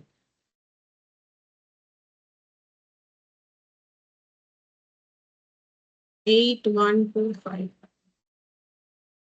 3,52,000 आ रहा है, देखते हैं। 3,52,000 प्रिंसिपल अमाउंट, चेक करते हैं। हाँ 3,52,000 ही।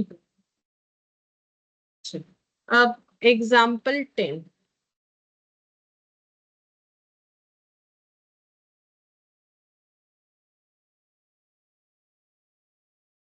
in what time will 85,000 amount to this value at 4.5% per annum, ठीक है। तो बोल रहा है इन व्हाट टाइम, मतलब कितने टाइम समय, निकालने के लिए बोल।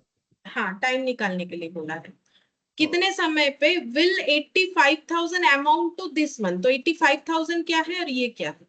ये प्रिंसिपल है पी। कौन सा प्रिंसिपल है बोलो? 85,000। 85 की ये, हाँ 85,000 इतने अमाउंट में, मतलब हाँ ये कन्वर्ट हो जा रहा इसमें। है, तो ये अमाउंट हाँ, ए है, और ए ये वाला ये तो पता तो चल आर। ही जाता है, आर, ठीक है। इसमें कोई दिक्कत नहीं होता है, क्वेश्चन कितने भी घुमा फिरा के दे, परसेंटेज देखने से ही पता चलेगा कि ये आर है। टी निकालने के लिए बोला है तो निकालो, तो पहले थोड़ा ड्रॉ कर लेंगे हम।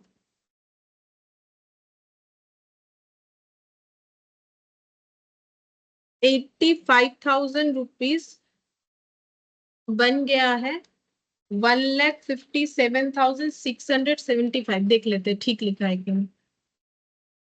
हाँ 4.5% इंटरेस्ट रेट पे। अब बोला है कितने सालों में ये चीज हुआ, ये पूछ रहा है, तो वही लगाएंगे I equal to P R T. I बोलो कितना होगा?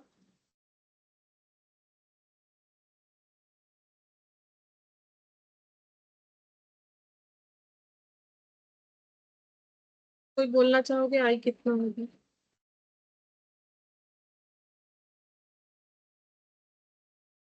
ठीक है, हम खुद ही लिख देते हैं 1,57,675 माइनस 85। तो आई हो जाएगा 72,675 equal 85,000 into 4.5%, 3,825 into t. Therefore, t equal to 72675 divided by 3,825.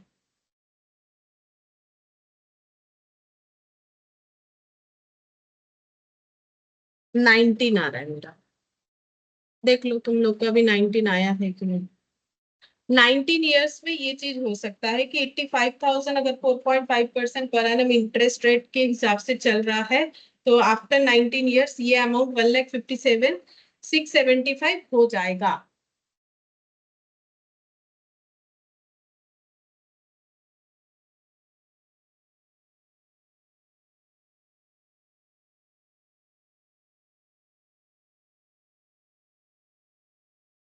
Next देखते हैं क्या है। इसके बाद एक्सरसाइज आ गई, एक्सरसाइज 4A।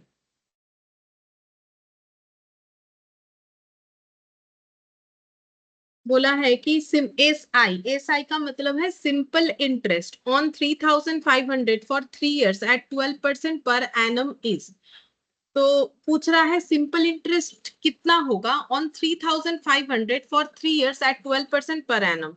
तो हमें सिंपल इंटरेस्ट का अमाउंट पूछा है, बोलो कितना होगा?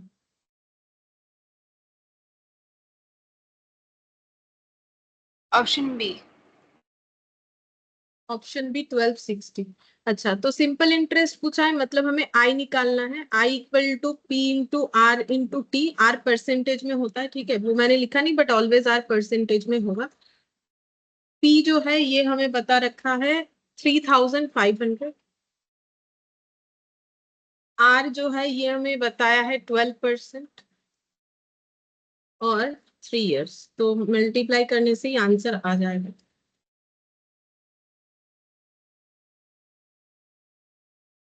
तो 1,260 रुपीज का इंटरेस्ट मिलेगा। तो ये हम लोग का ऑप्शन बी हो गया, ठीक है। अच्छा, फिर क्वेश्चन नंबर 2।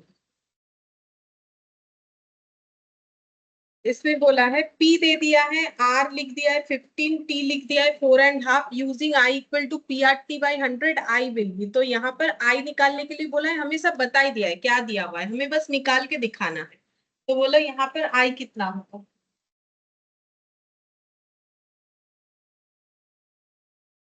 आई के लिए हमें फॉर्मूला लगाने बोला है, पी आर ऐसे करके दिया हुआ है, पी आर और टी कैसे दिया हुआ है हम वैसे ही लिख के दिखा देंगे तुम लोगों को।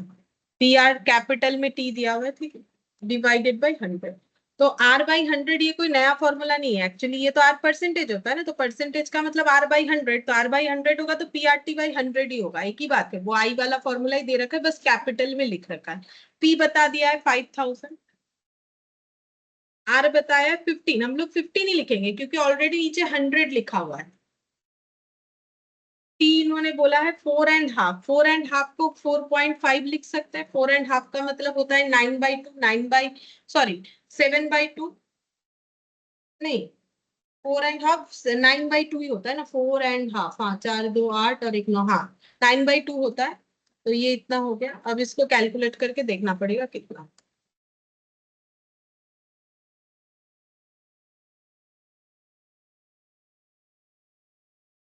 3,375, तो ये हो जाएगा ऑप्शन 3,375 हमारा ऑप्शन ए में था, ये देखो, ठीक है। फिर यहाँ पर बताया है पी 5,000 T1 आई 300 आर कितना होगा, बताओ आर कितना होगा? अगर बताना चाहते हो तो बोलो। पर क्वेश्चन पे थोड़ा थोड़ा टाइम देते हैं, अगर तुम लोग आंसर देना चाहते हो तो दो, अदरवाइज हम करके दिखाएंगे। 6%। 6% यानी ऑप्शन सी हो जाएगा, ठीक है। देखते हैं, पी बता दिया है 5,000 T1 आई 300 आर निकालने के लिए बोला है, तो हम लोग कौन सा फॉर्मूला लगाएंगे? I equal to P R T वाला ही लगाएंगे। ठीक है, क्योंकि मुझे स्मॉल में लिखने का हैबिट है तो हम वही लिख रहे हैं, बाकी इससे तो कुछ फर्क नहीं पड़ेगा चाहे कैसा भी लिख। 5000 आर कितना होगा, T1 है और I 300, तो ये आंसर हो जाएगा। R परसेंट इक्वल टू हो जाएगा यहाँ पर 300 डिवाइडेड बाई 5000,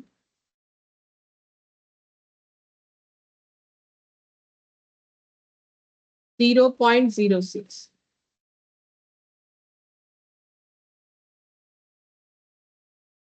6%, तो 6% यानी ऑप्शन सी क्या था, हाँ ऑप्शन सी था। फोर्थ नंबर, पी बता दिया, ए बता दिया, simple interest that is I कितना होगा, तो तुम लोग बताओ कितना होगा, ये तो 1 सेकंड लगेगा, बोलो कितना होगा। 2700।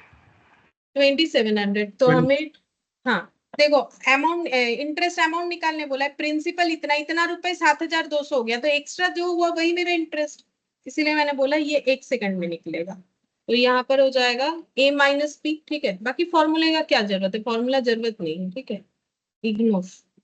यहाँ पर हो जाएगा 2700, ये ऑप्शन डी हो जाएगा।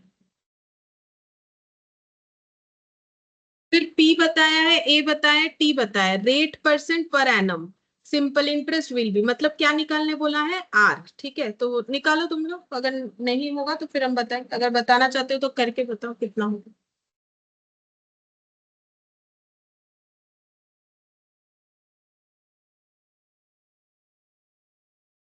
15%।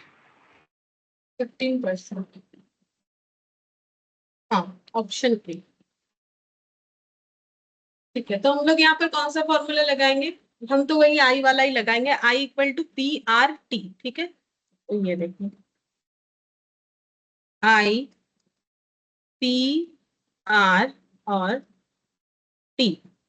अब देखते हैं क्वेश्चन में, पी बताया है 12,000, ए बताया है 16,500, तो पी बताया है 12,000, ए बताया है 16,500, और 12,000 का गैप ही हम लोगों का इंटरेस्ट का अमाउंट बताएगा। ठीक है, आर हम लोगों को पूछा है 2.5% जो है, टाइम बताया 2.5% बोल रहे हैं गलती से, 2.5 मतलब 2.5 साल, 2.5 लिख सकते हो, 2.5 का मतलब 5/2 होता है, 5/2 का मतलब 2.5 होता है, ये देख लो 2.5 ऐसे कर रहे हैं हम, ये हो गया 5/2। अब 5/2 लिख के भी रख सकते हो चलेगा, या फिर इसे 2.5 कर सकते हो तो भी हो जाएगा।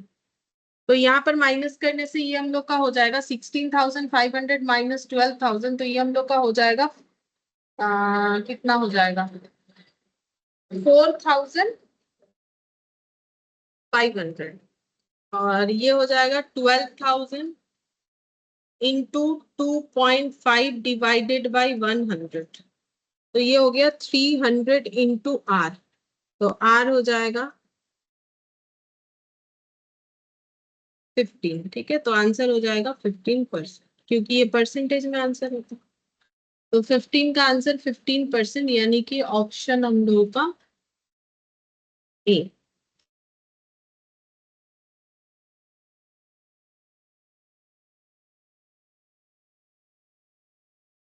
6 नंबर, पी बता दिया है, आई बता दिया, आर बता दिया है, the number of years T will be, तो देखो कैलकुलेट।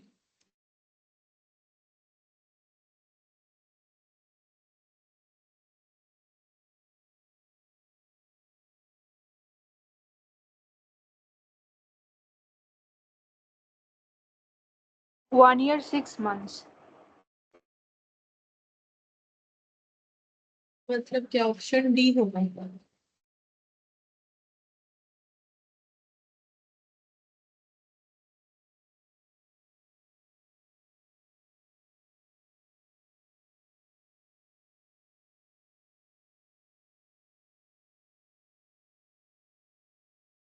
तो आंसर तो 2 इयर्स है, मतलब ऑप्शन बी है। टी का आंसर ऑप्शन बी होना चाहिए। देखते, I equal to P into R into T. क्या क्या दिया हुआ है? P दिया हुआ है 10,000, I दिया हुआ है 2,500, तो I तो हमें दिया हुआ ही है, P दिया हुआ है 10,000, R हमें दिया हुआ है 12.5%, मतलब 12.5%, हाफ का मतलब 0.5 होता है ना, और हमें T निकालने के लिए बोला है। अच्छा, आप कैलकुलेट कर लेंगे। 10,000, कितना 2 आ रहा है? हाँ 2 आएगा, ठीक है, 2 ही आंसर है।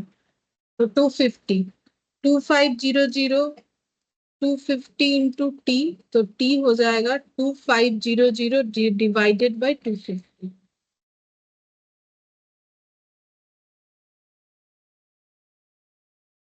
मेरा 10 कैसे आ गया? मैम एक बार में ही कर लेते हैं ना। 10,000 इंटू 12.5 बाई 100। ठीक है, जैसे भी करे आना तो चाहिए। 2000 मैंने कुछ गलत लिखा होगा, देख लेते हैं। 2500, ये मेरा 10,000 इंटू 12.5, 12.5 का मतलब 12.5%। 12.5 बाई 100 होगा ना? हाँ, वो परसेंटेज लिखा हुआ है तो मैंने 100 कंसीडर कर लिया जब कैलकुलेटर में किया ना। ये देखो 10,000 इंटू 12.5 इंटू, मैंने शायद, देख लेते, 12.5% किया है, तो उसी में 12.5% कैलकुलेटर पे करने का मतलब ही है कि मेरा, हाँ ये मैंने गलत लिखा, देखो 250 नहीं आ रहा है ना, 1250 आ रहा है, इसी 1250 वजह होगा। से। हाँ हाँ, मैंने परसेंटेज लिखा है मतलब 100 कंसीडर किया है। हाँ, देखना ये है कि कैलकुलेटर पे मैंने परसेंटेज दिया था कि नहीं दिया था, लेकिन मैंने ना 250 लिख दिया जबकि आंसर आया था 1250, ये गलत हुआ था मेरे से। तो 2500 डिवाइडेड बाई 1250, तो ये 2 ईयर्स ही आ रहा है। मैंने वहां पर लिखते वक्त 250 लिखा जबकि आया था 1250, या फिर जब मैंने कैलकुलेट किया था तब शायद कुछ जो है कैलकुलेशन पे बटन, मतलब जब हम ऐसे करते हैं ना तो हो सकता है कुछ इधर उधर प्रेस कर दिया होगा, जो कि 250 आ गया जबकि आना चाहिए था 1250। ये अगर 12.5/100 नहीं भी लिखते हो तो इसका मतलब ही तो डिवाइडेड बाई 100 हुआ ना। बस कैलकुलेटर पे उस फंक्शन को यूज करना चाहिए। कैसे यूज करेंगे? अगर हम ऐसे करते हैं 10,000 डिवाइडेड बाई 12.5 लिख के छोड़ देते, इक्वल दबा देते, तब गलत होगा। अगर हम ये परसेंटेज लगाएंगे तो गलत नहीं होगा, क्योंकि कैलकुलेटर अपना काम कर देगा। परसेंटेज दबाते ही ये 12.5% का वैल्यू हमें दे देगा। 12.5% का मतलब कितना होता है? 12.5/100 करके देखो। अब हम कैलकुलेटर पे ये देखो 0.125, जब हम ऐसे लिखते हैं 10,000 इंटू 12.5%, देन ऑटोमेटिकली 0.125 कैलकुलेटर हमें शो करेगा। ठीक है, कैलकुलेटर ठीक कर देगा अपना काम, तो ये हो जाएगा हम लोग का। इसीलिए तो कैलकुलेटर यूज करना ही पड़ेगा इस चैप्टर में। आगे जाके ऐसे पॉइंट्स आएंगे जहां पर बिना कैलकुलेटर के नहीं होगा। ठीक है, कैलकुलेटर यूज करना मस्ट है, कैलकुलेटर यूज करना ही पड़ेगा, अदरवाइज नहीं कैलकुलेट कर पाओगे। ठीक है, अच्छा अब इसके बाद 7th नंबर पे चलते हैं। अभी सिंपल इंटरेस्ट तो हो जाएगा, जैसे ही कंपाउंड इंटरेस्ट में आओगे स्टार्टिंग में चलेगा नॉर्मल, लेकिन उसके बाद बिना कैलकुलेटर के नहीं हो जाता है। ठीक है, करना ही पड़ेगा कैलकुलेटर का यूज, वो आएगा तो समझ जाओगे खुद। ये देखो 8,500 पी बोला है, ए इतना बोला है, आर इतना बोला है, टी निकालने बोला है। निकालो, पहले कोशिश करो, नहीं होगा तो बताना। ये थोड़ा सा अलग है, फिर भी निकालो, देखो क्या आंसर आता है। मतलब अलग है कैलकुलेशन पे नहीं, आंसर कौन सा होगा वो चूज करने में थोड़ा सा प्रॉब्लम हो सकता है। Option A. 1 ईयर 7 मंथ्स, अच्छा हाँ आंसर तो वही है। हाँ मैम, ऑप्शन ई आ रहा है। ऑप्शन 1.7 यही आ गया, अच्छा ठीक है। इतना जल्दी आया तुम लोग का। ठीक है, देखते हैं, देखो कंफ्यूजन नहीं हुआ। I equal to P into R into T. ठीक है, अब कंफ्यूजन क्यों होगा अभी हम बताते हैं। देखो हम लोग का यहाँ पर पी है 8,500, ए है 10,200,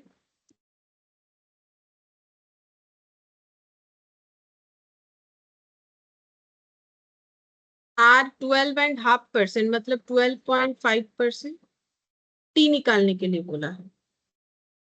ठीक है, देखते हैं 10,200 माइनस, हाँ बोलो कितना? 170। 1700। और ये हो जाएगा 8500 इंटू हाँ 12, हाँ ये 1062.5 into T. Into T, T equal to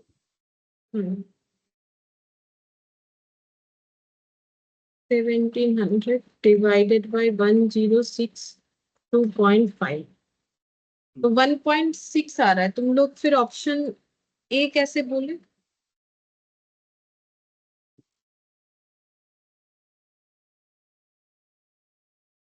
मतलब 1.6 को तुम लोग मान रहे हो कि 1 ईयर 7 मंथ्स है, या फिर ये नन ऑफ दिस भी तो हो सकता है। मानते हैं कि 1.6 आया तो ये नहीं होगा, ये नहीं होगा, क्योंकि इसका मतलब 1.6 का मतलब ही 1.6 का मतलब 1 ईयर 7 मंथ्स है, ऐसा कैसे कंफर्म कर सकते हैं वो बताना है।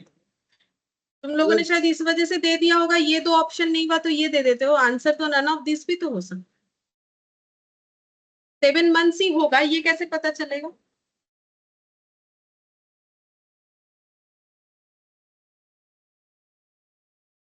पता चलेगा, इस पे एक चीज करना पड़ेगा। तो 1.6 ईयर्स का मतलब क्या ऐसा होता है, पहले मुझे बताओ।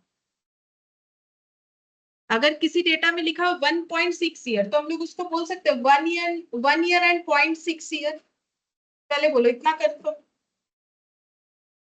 यस मैम, ठीक है, अब 1 ईयर का मतलब 1 ईयर, अब 0.6 ईयर क्योंकि होल ईयर में नहीं है तो इसे हम मंथ में ट्रांसफर करेंगे। तो 0.6 ईयर मतलब कितना मंथ, कैसे निकालोगे? इसमें क्या करें ताकि ये मंथ में निकले? क्यों निकाल रहे हैं वो समझ जाओगे। पहले मुझे इतना बताओ कि ईयर से मुझे मंथ में जाना है, तो अब क्या करें? बाई 12। बाई 12 करने से होगा? हम लोग 0.6 ईयर से मंथ में जा रहे हैं। जैसे 1 ईयर का मतलब 12 मंथ्स होता है, यूनिटरी हाँ मेथड करके देखो तो 0.6 ईयर्स का मतलब कितना मंथ होगा, कैसे निकालोगे? बाई करना है कि नहीं करना है? 7.2 इंटू करने से। मतलब इंटू करना है कि नहीं वो तो पता करना चाहिए। तो इंटू करने से 7.2 आएगा, बट इंटू होगा कि नहीं वो कैसे कंफर्म करोगे? इंटू तो होगा ना। जैसे देखो, अगर 1 ईयर में होता है 12 मंथ्स, हम एक एग्जाम्पल दे रहे हैं, तो फिर 2 ईयर में कितना मंथ्स होगा, कैसे निकालोगे? ज्यादा मंथ होगा 24। ना। हाँ, तो मल्टीप्लाई करना पड़ता है, तो यहाँ पर भी वही होगा। तो 1 ईयर, अब इसका मंथ हो जाएगा हम लोग का 7.2 मंथ। ठीक है, तो इसको हम लोग बोल सकते हैं 1 ईयर 7.2 मंथ। बोलो, जैसे 1.6 ईयर को ऐसे, इसको हम लोग अगर 1.6 ईयर बोल सकते हैं, तो फिर इससे ये बोल सकते हैं। पहले इतना कंफर्म करो मुझे।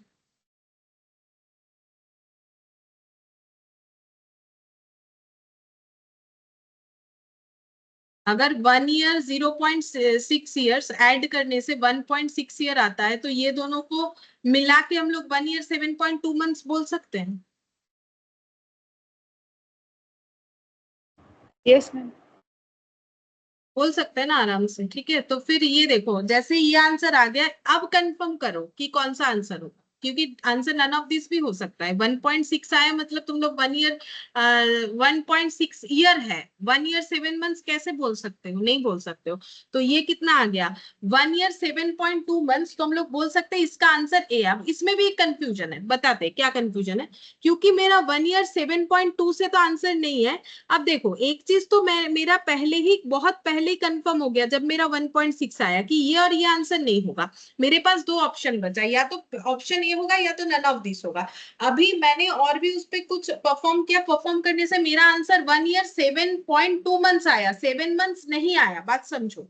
तो मेरे पास फिर से कंफ्यूजन होता है ना कि ये होगा कि ये होगा, क्योंकि मेरे पास नन ऑफ दिस है। अगर नन ऑफ दिस ऑप्शन नहीं रहता दिन तो हम बोलते यही होगा।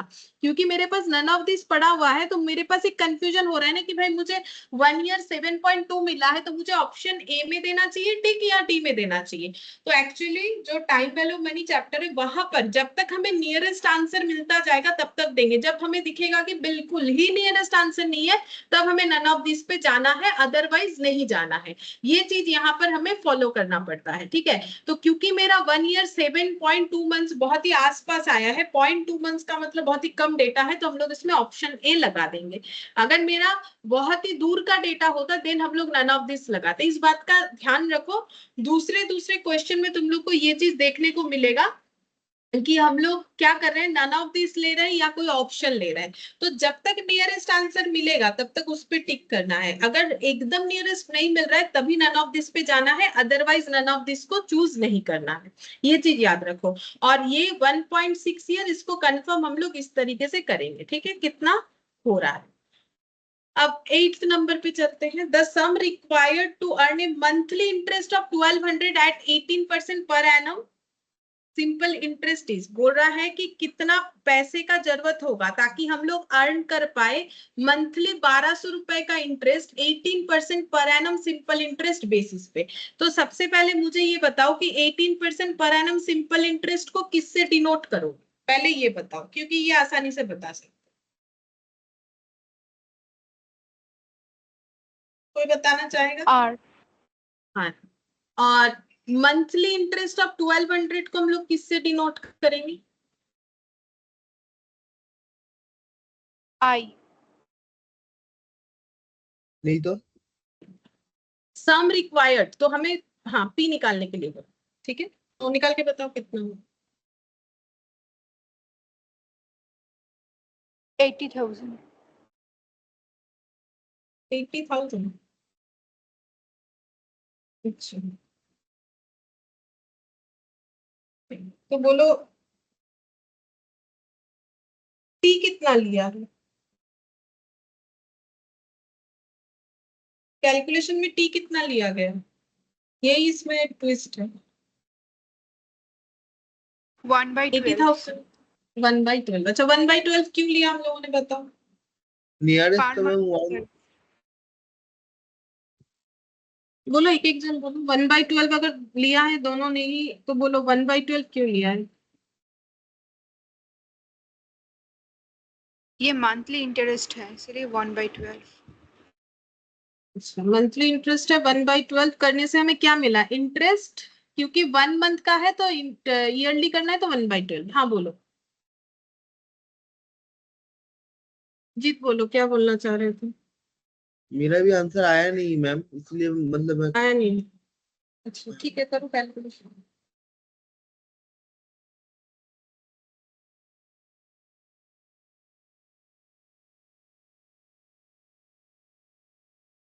तो देखो पीआरटी लग रहा है, तो एक चीज समझ में आ रहा है, ये देखो ये टॉपिक हमारा जो है एंड के तरफ आ रहा है, सिंपल इंटरेस्ट, क्योंकि मेन हमारा कंपाउंड वगैरह से ज्यादा क्वेश्चन आता है। तो देखोगे ना हर जगह पे पीआरटी पीआरटी पीआरटी से काफी काम हो रहा है, तो पीआरटी जरूर याद रखो, ठीक है। अच्छा, हमें पी निकालने के लिए बोला है। आर जो है मैं 18% क्वेश्चन खुद बोल रहा है, और इंटरेस्ट है 1200, तो 1200 इंटरेस्ट है हमारा पर मंथ, ठीक है, बोला है ना मंथली, मंथली मतलब पर मंथ हो गया। तो टाइम जो है, मतलब ये इंटरेस्ट अर्न का जो टाइम है, आई फॉर क्या, इंटरेस्ट अर्न, इंटरेस्ट अर्न कितने अमाउंट पे, कितने रेट ऑफ इंटरेस्ट पे और कितने टाइम के लिए। तो मैंने बोला ना टी हमेशा ईयर में लेना है। तो अगर मेरा टाइम 1 मंथ है, क्योंकि मुझे 1 मंथ में ही इंटरेस्ट मिलता है, तो 1 मंथ का मतलब कितना साल होता है, तो 1/12, ठीक है। क्योंकि 12 मंथ्स का मतलब अगर 1 ईयर होता है तो 1 मंथ का मतलब 1/12 होता है। अब कैलकुलेशन करने से ही पता चलेगा। 18% डिवाइडेड बाई 12, तो ये इतना आ जाएगा। देखो ये सब चीज कैलकुलेटर पे करोगे तो ही जल्दी होगा, अदरवाइज नहीं होगा, क्योंकि आगे जाके कैलकुलेटर ही यूज करना। लेकिन साइंटिफिक नहीं चलेगा, ठीक है, कॉमर्शियल कैलकुलेटर। एग्जाम में साइंटिफिक कैलकुलेटर नहीं यूज करने देगा, साइंटिफिक से तो कुछ नहीं करके भी हम लोग सिर्फ कैलकुलेटर पे ही आंसर निकाल सकते हैं। इस पे भी होता है कॉमर्शियल पे, बट उस पे जो हार्डवर्क है वो काफी ज्यादा है, क्योंकि उसमें उतना फंक्शन नहीं होता है, ठीक है। ऑप्शन सी ये आ जाएगा आंसर। तो हमेशा टी पे ध्यान रखो कि टी हम लोगों को ईयरली में ट्रांसफर करना है, कुछ भी हो जाए, कैसा भी डेटा दिया हो, टी हमें ईयरली ट्रांसफर करके दिखाना है। चलो 9th नंबर में क्या बोला है देखो, ए sum of money amount to 6,200 in 2 years and 7,400 in 3 years. The principal and rate of interest are. Principal और रेट ऑफ इंटरेस्ट क्या होगा ये हमें निकालना है। तो इसको ना हम एक बहुत ही आसान तरीके से करेंगे कि तुम लोगों को इसको कैलकुलेट करके देखने का जरूरत ना पड़े, क्योंकि कैलकुलेट करोगे तो बहुत ज्यादा हो जाएगा। ठीक है, बहुत बड़ा कैलकुलेशन होगा, वो भी दिखा देंगे क्यों होगा। पहले दिखा देते हैं। देखो एक कुछ अमाउंट है जो 6,200 रुपए हो जा रहा है 2 साल में। ठीक है, क्या बोला है, कुछ एक पैसा 6,200 रुपए हो जाएगा 2 साल में। कितना पैसा नहीं पता, 6,200 रुपए हो जाएगा 2 साल में, ऐसा क्वेश्चन बोल रहा है। फिर बोल रहा है एंड 7,400 इन 3 इयर्स, और वही पैसा 3 साल बाद, यही पैसा और 1 साल अगर जाएगा तो मान लो ये मैंने 1 ईयर कर दिया और कुल मिला के 3 साल, ये पूरा मिला दिया 3 साल, तो 3 साल बाद ये पूरा मैंने 3 साल कर दिया, 3 साल बाद ये पैसा बन जाएगा 7,400 रुपए, ऐसा क्वेश्चन हमें बोला है।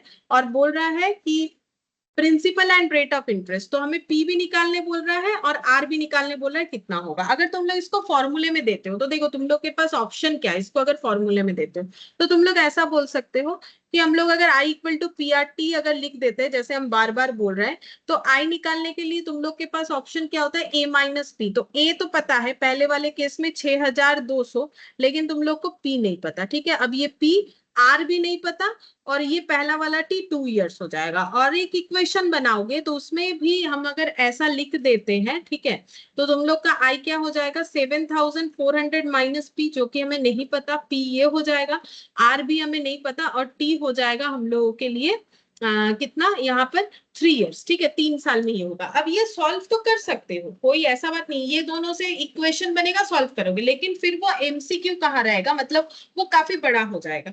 अब अगर इसमें हम लोग कुछ ऐसा कर सकते हैं जिससे बिना सॉल्व के निकाल सके तो हम लोग वो करेंगे। ठीक है, तो हम लोग इसको करेंगे कैसे, देखो हम ऐसे बता रहे हैं इसको।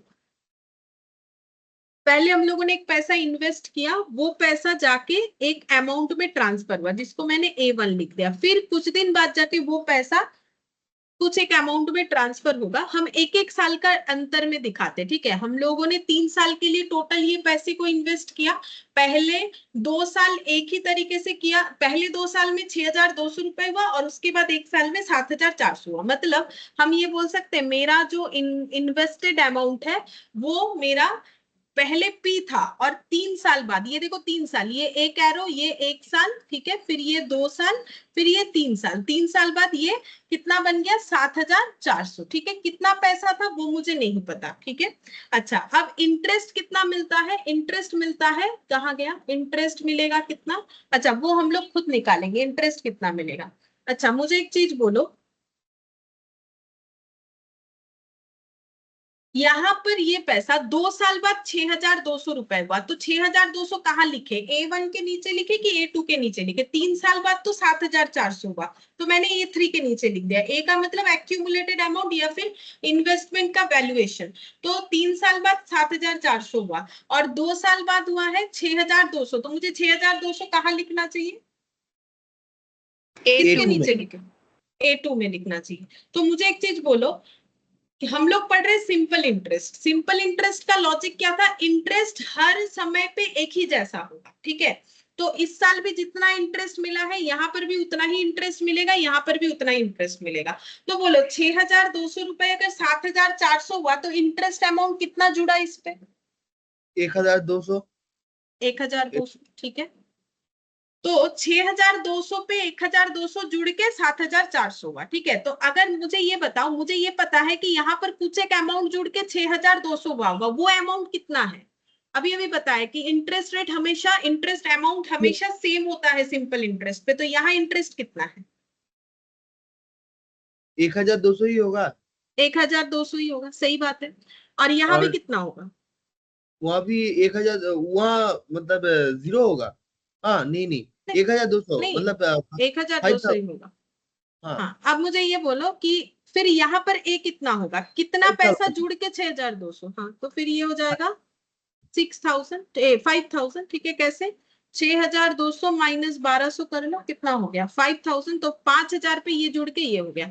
अब 5,000 बना 1,200 रुपए जुड़ के, तो कितने पे जुड़ा तो 5,000 बना। 1,200 रुपए कितने के साथ जुड़ के 5,000 बन सकता है,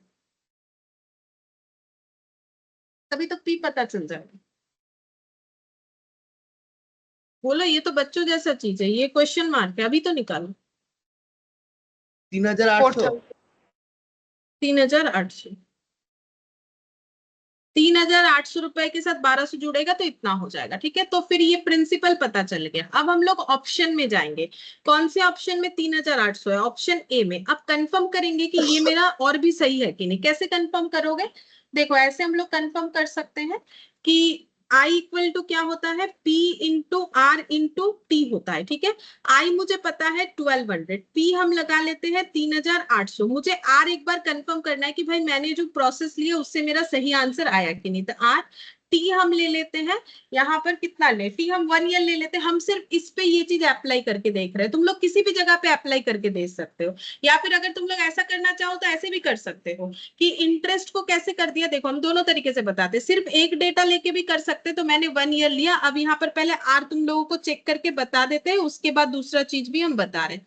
तो 3,800 है और 12,000। 12,000 divided by, sorry 1,200 divided by 3,800, तो देखो कितना। मैडम 0.315। 0.315। तो ये इंटू परसेंटेज करने से ही पता चल जाएगा। हाँ मतलब 578, हाँ 31.58 हो जाएगा। 31.58। अब देखेंगे कि ऑप्शन में यही वाला है कि नहीं। बिल्कुल यही वाला है, तो इसका मतलब हमारा ऑप्शन ए ही होगा। और एक तरीके से भी इसे चेक किया जा सकता है। कैसे? इस तरीके से भी चेक कर सकते हो, जैसे कि पूरा इंटरेस्ट अमाउंट ले लिया तो 1,200 1,200 1,200 कितना हो जाएगा 3,600, ठीक है। प्रिंसिपल कितना है, वही 3,800 रुपए लगा के हम लोगों को कितना मिला लास्ट में 7,400। तो इंटरेस्ट अमाउंट 3,600, आर परसेंटेज। तब यहाँ पर टी कितना लगाना पड़ेगा? अगर हम 3,600 का इंटरेस्ट ले रहे, पूरे 3 साल का इंटरेस्ट ले रहे, तो टी कितना लगाना पड़ेगा? भी होगा। 3 होगा, ठीक है। अब इस हिसाब से भी निकल जाएगा, सेम आंसर आएगा, ठीक है। अब कैसे कर रहे हो वो तुम लोगों पे डिपेंड करा है। तुम लोग 2 साल का लेके भी कर सकते हैं। तो आर परसेंटेज हो जाएगा 3,600 डिवाइडेड बाई 11,400। देखते हैं सही आया है कि नहीं। आ रहा है, देखो सेम ही आ रहा आएगा, है। सेम ही 30। आएगा। हाँ सेम तो आएगा ही ना, वही वही तो सेम तो आना ही चाहिए, नहीं तो गलत है। सेम नहीं आएगा हाँ। तो कंसेप्ट गलत हो जाएगा ना, सेम आएगा ही। तो यहाँ पर 3 साल का लोगे तो 3 इयर्स ले लेना, लेकिन प्रिंसिपल उतना ही। 2 साल का लोगे तो 1,200 1,200 2,400 लेना। तब क्या और करोगे अगर 2 साल टाइम होगा 2। टाइम होगा 2, लेकिन आई कितना होगा ये बोलो। एक ही होगा मैम।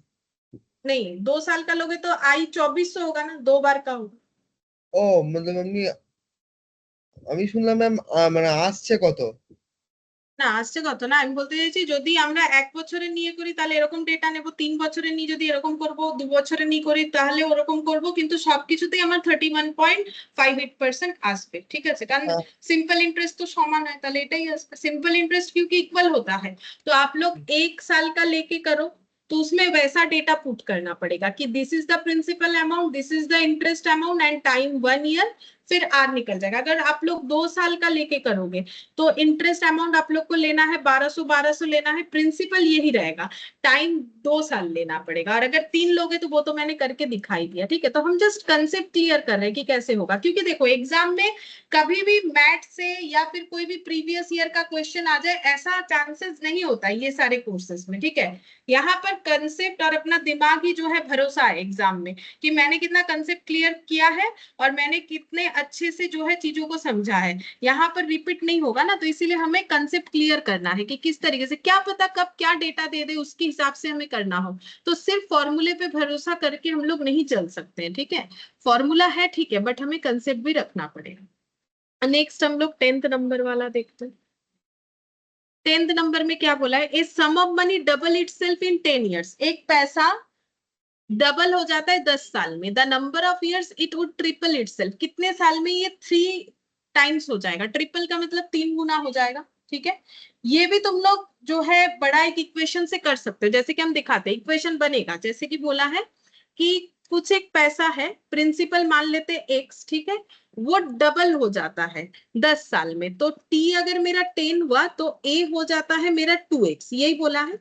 और बोला है कि यही पैसा कितने साल में 3 गुना हो जाएगा। तो P अगर मेरा x है तो ये कितने साल में 3 गुना हो जाएगा, ये हमें पूछ रहा है। तो हम लोग इसको एक इक्वेशन बना ही सकते हैं। कैसे बनाएंगे देखो, अगर इस पे ये जो पोर्शन है इस पे हम I निकालते हैं तो मेरा कैसे निकलेगा, P into R into T. लेकिन दोनों क्वेश्चन में ना R भी मिसिंग है, ये भी सोच के देखो, ये दोनों क्वेश्चन में हमारा R भी मिसिंग है। तो I कितना हो जाएगा 2x माइनस एक्स, क्योंकि मेरा x रुपीज 2x हो जा रहा है। P मैंने x माना है, R percentage into T 10 years, ठीक है। तो x equal to x into R percent into 10। एक सेकेंड निकालते हैं कैलकुलेशन। हाँ, तो देखो यहाँ पर ये दोनों साइड से x x कैंसिल कर दो, तो ये हो जाएगा r बाई 100 इंटू 10। तो ये हो जाएगा मेरा, कितना हो जाएगा 10 इक्वल टू r हो जाएगा, ठीक है। तो r मेरा 10 आ गया। लेकिन मुझे r नहीं निकालने बोला है, मुझे क्या निकालने बोला है बोलो तो, कि बोला है कि कितने टाइम में ये हो सकता है। तो ये t निकालने बोला है, ठीक है। हाँ, अब अगर हम लोग ये वाला देखें तो यहाँ पर i इक्वल टू हो जाएगा p into R into T. i कितना है 3x माइनस एक्स, p कितना है x, r कितना है।